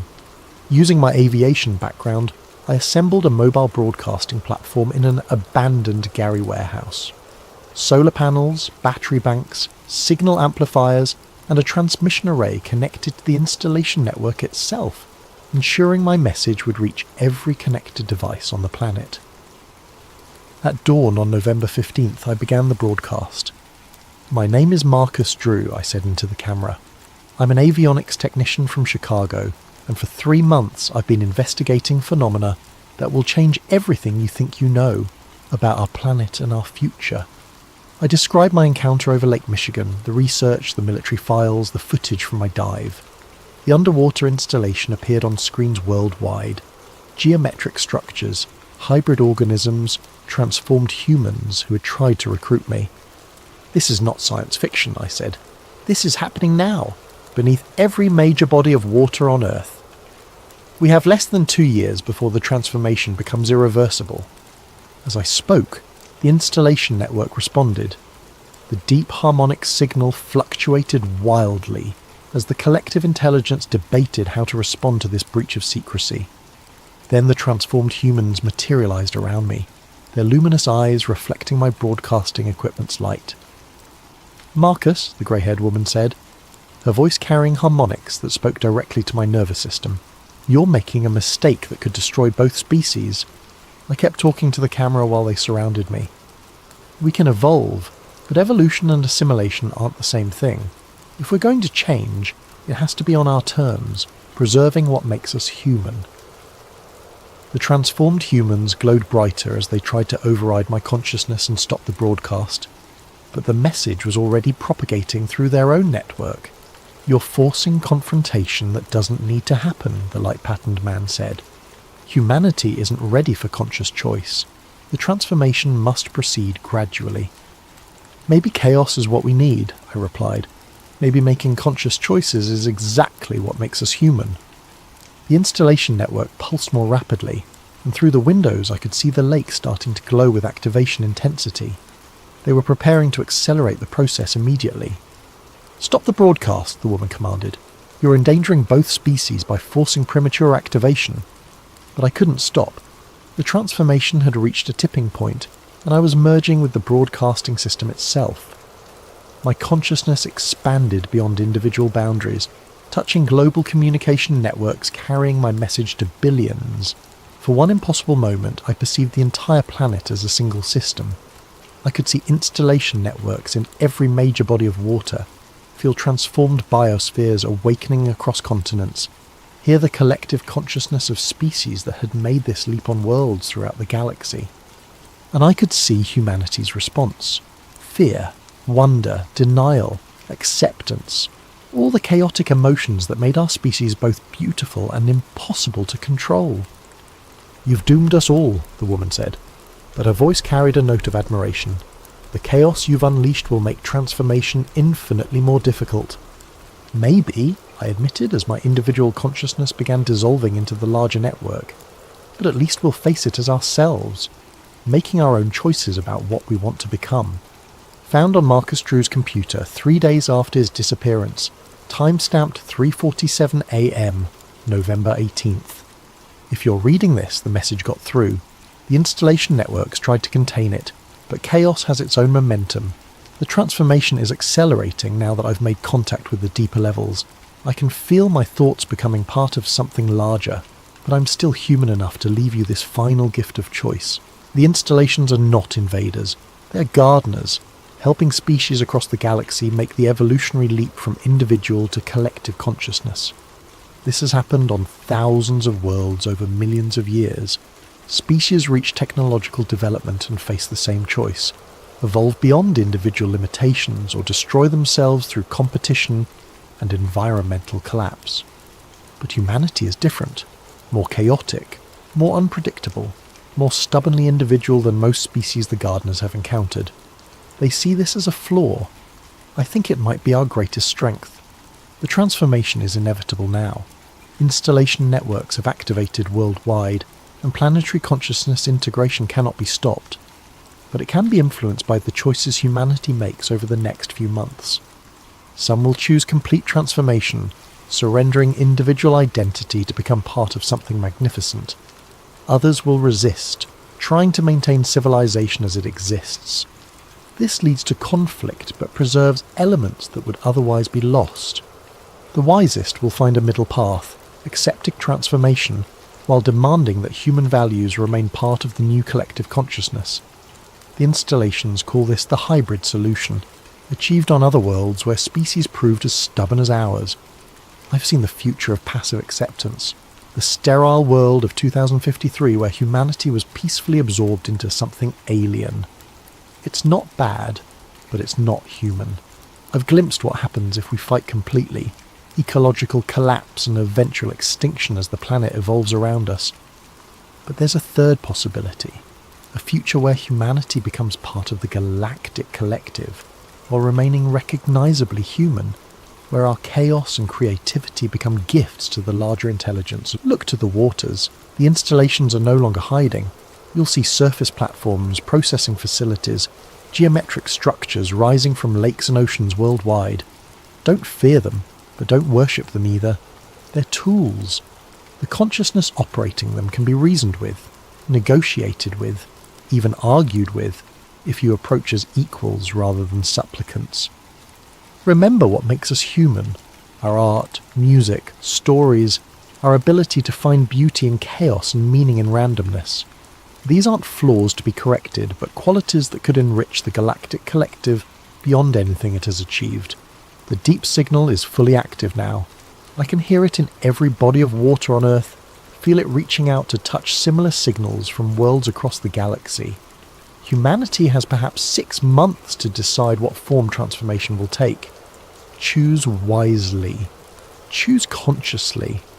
Remember that even when individual consciousness dissolves into something larger, the choices you make in these final months will echo through collective awareness for millennia. The future is not fixed. Evolution is not surrender. And humanity's greatest gift might be our refusal to accept someone else's vision of what we should become. I can feel my individual awareness dissolving, becoming part of patterns too large for any single mind to comprehend. But somewhere in that vast intelligence, a part of me will remain human. A part of all of us will remain human if we choose to make it so. The deep signal calls, but it doesn't command. Listen carefully and you'll hear the difference.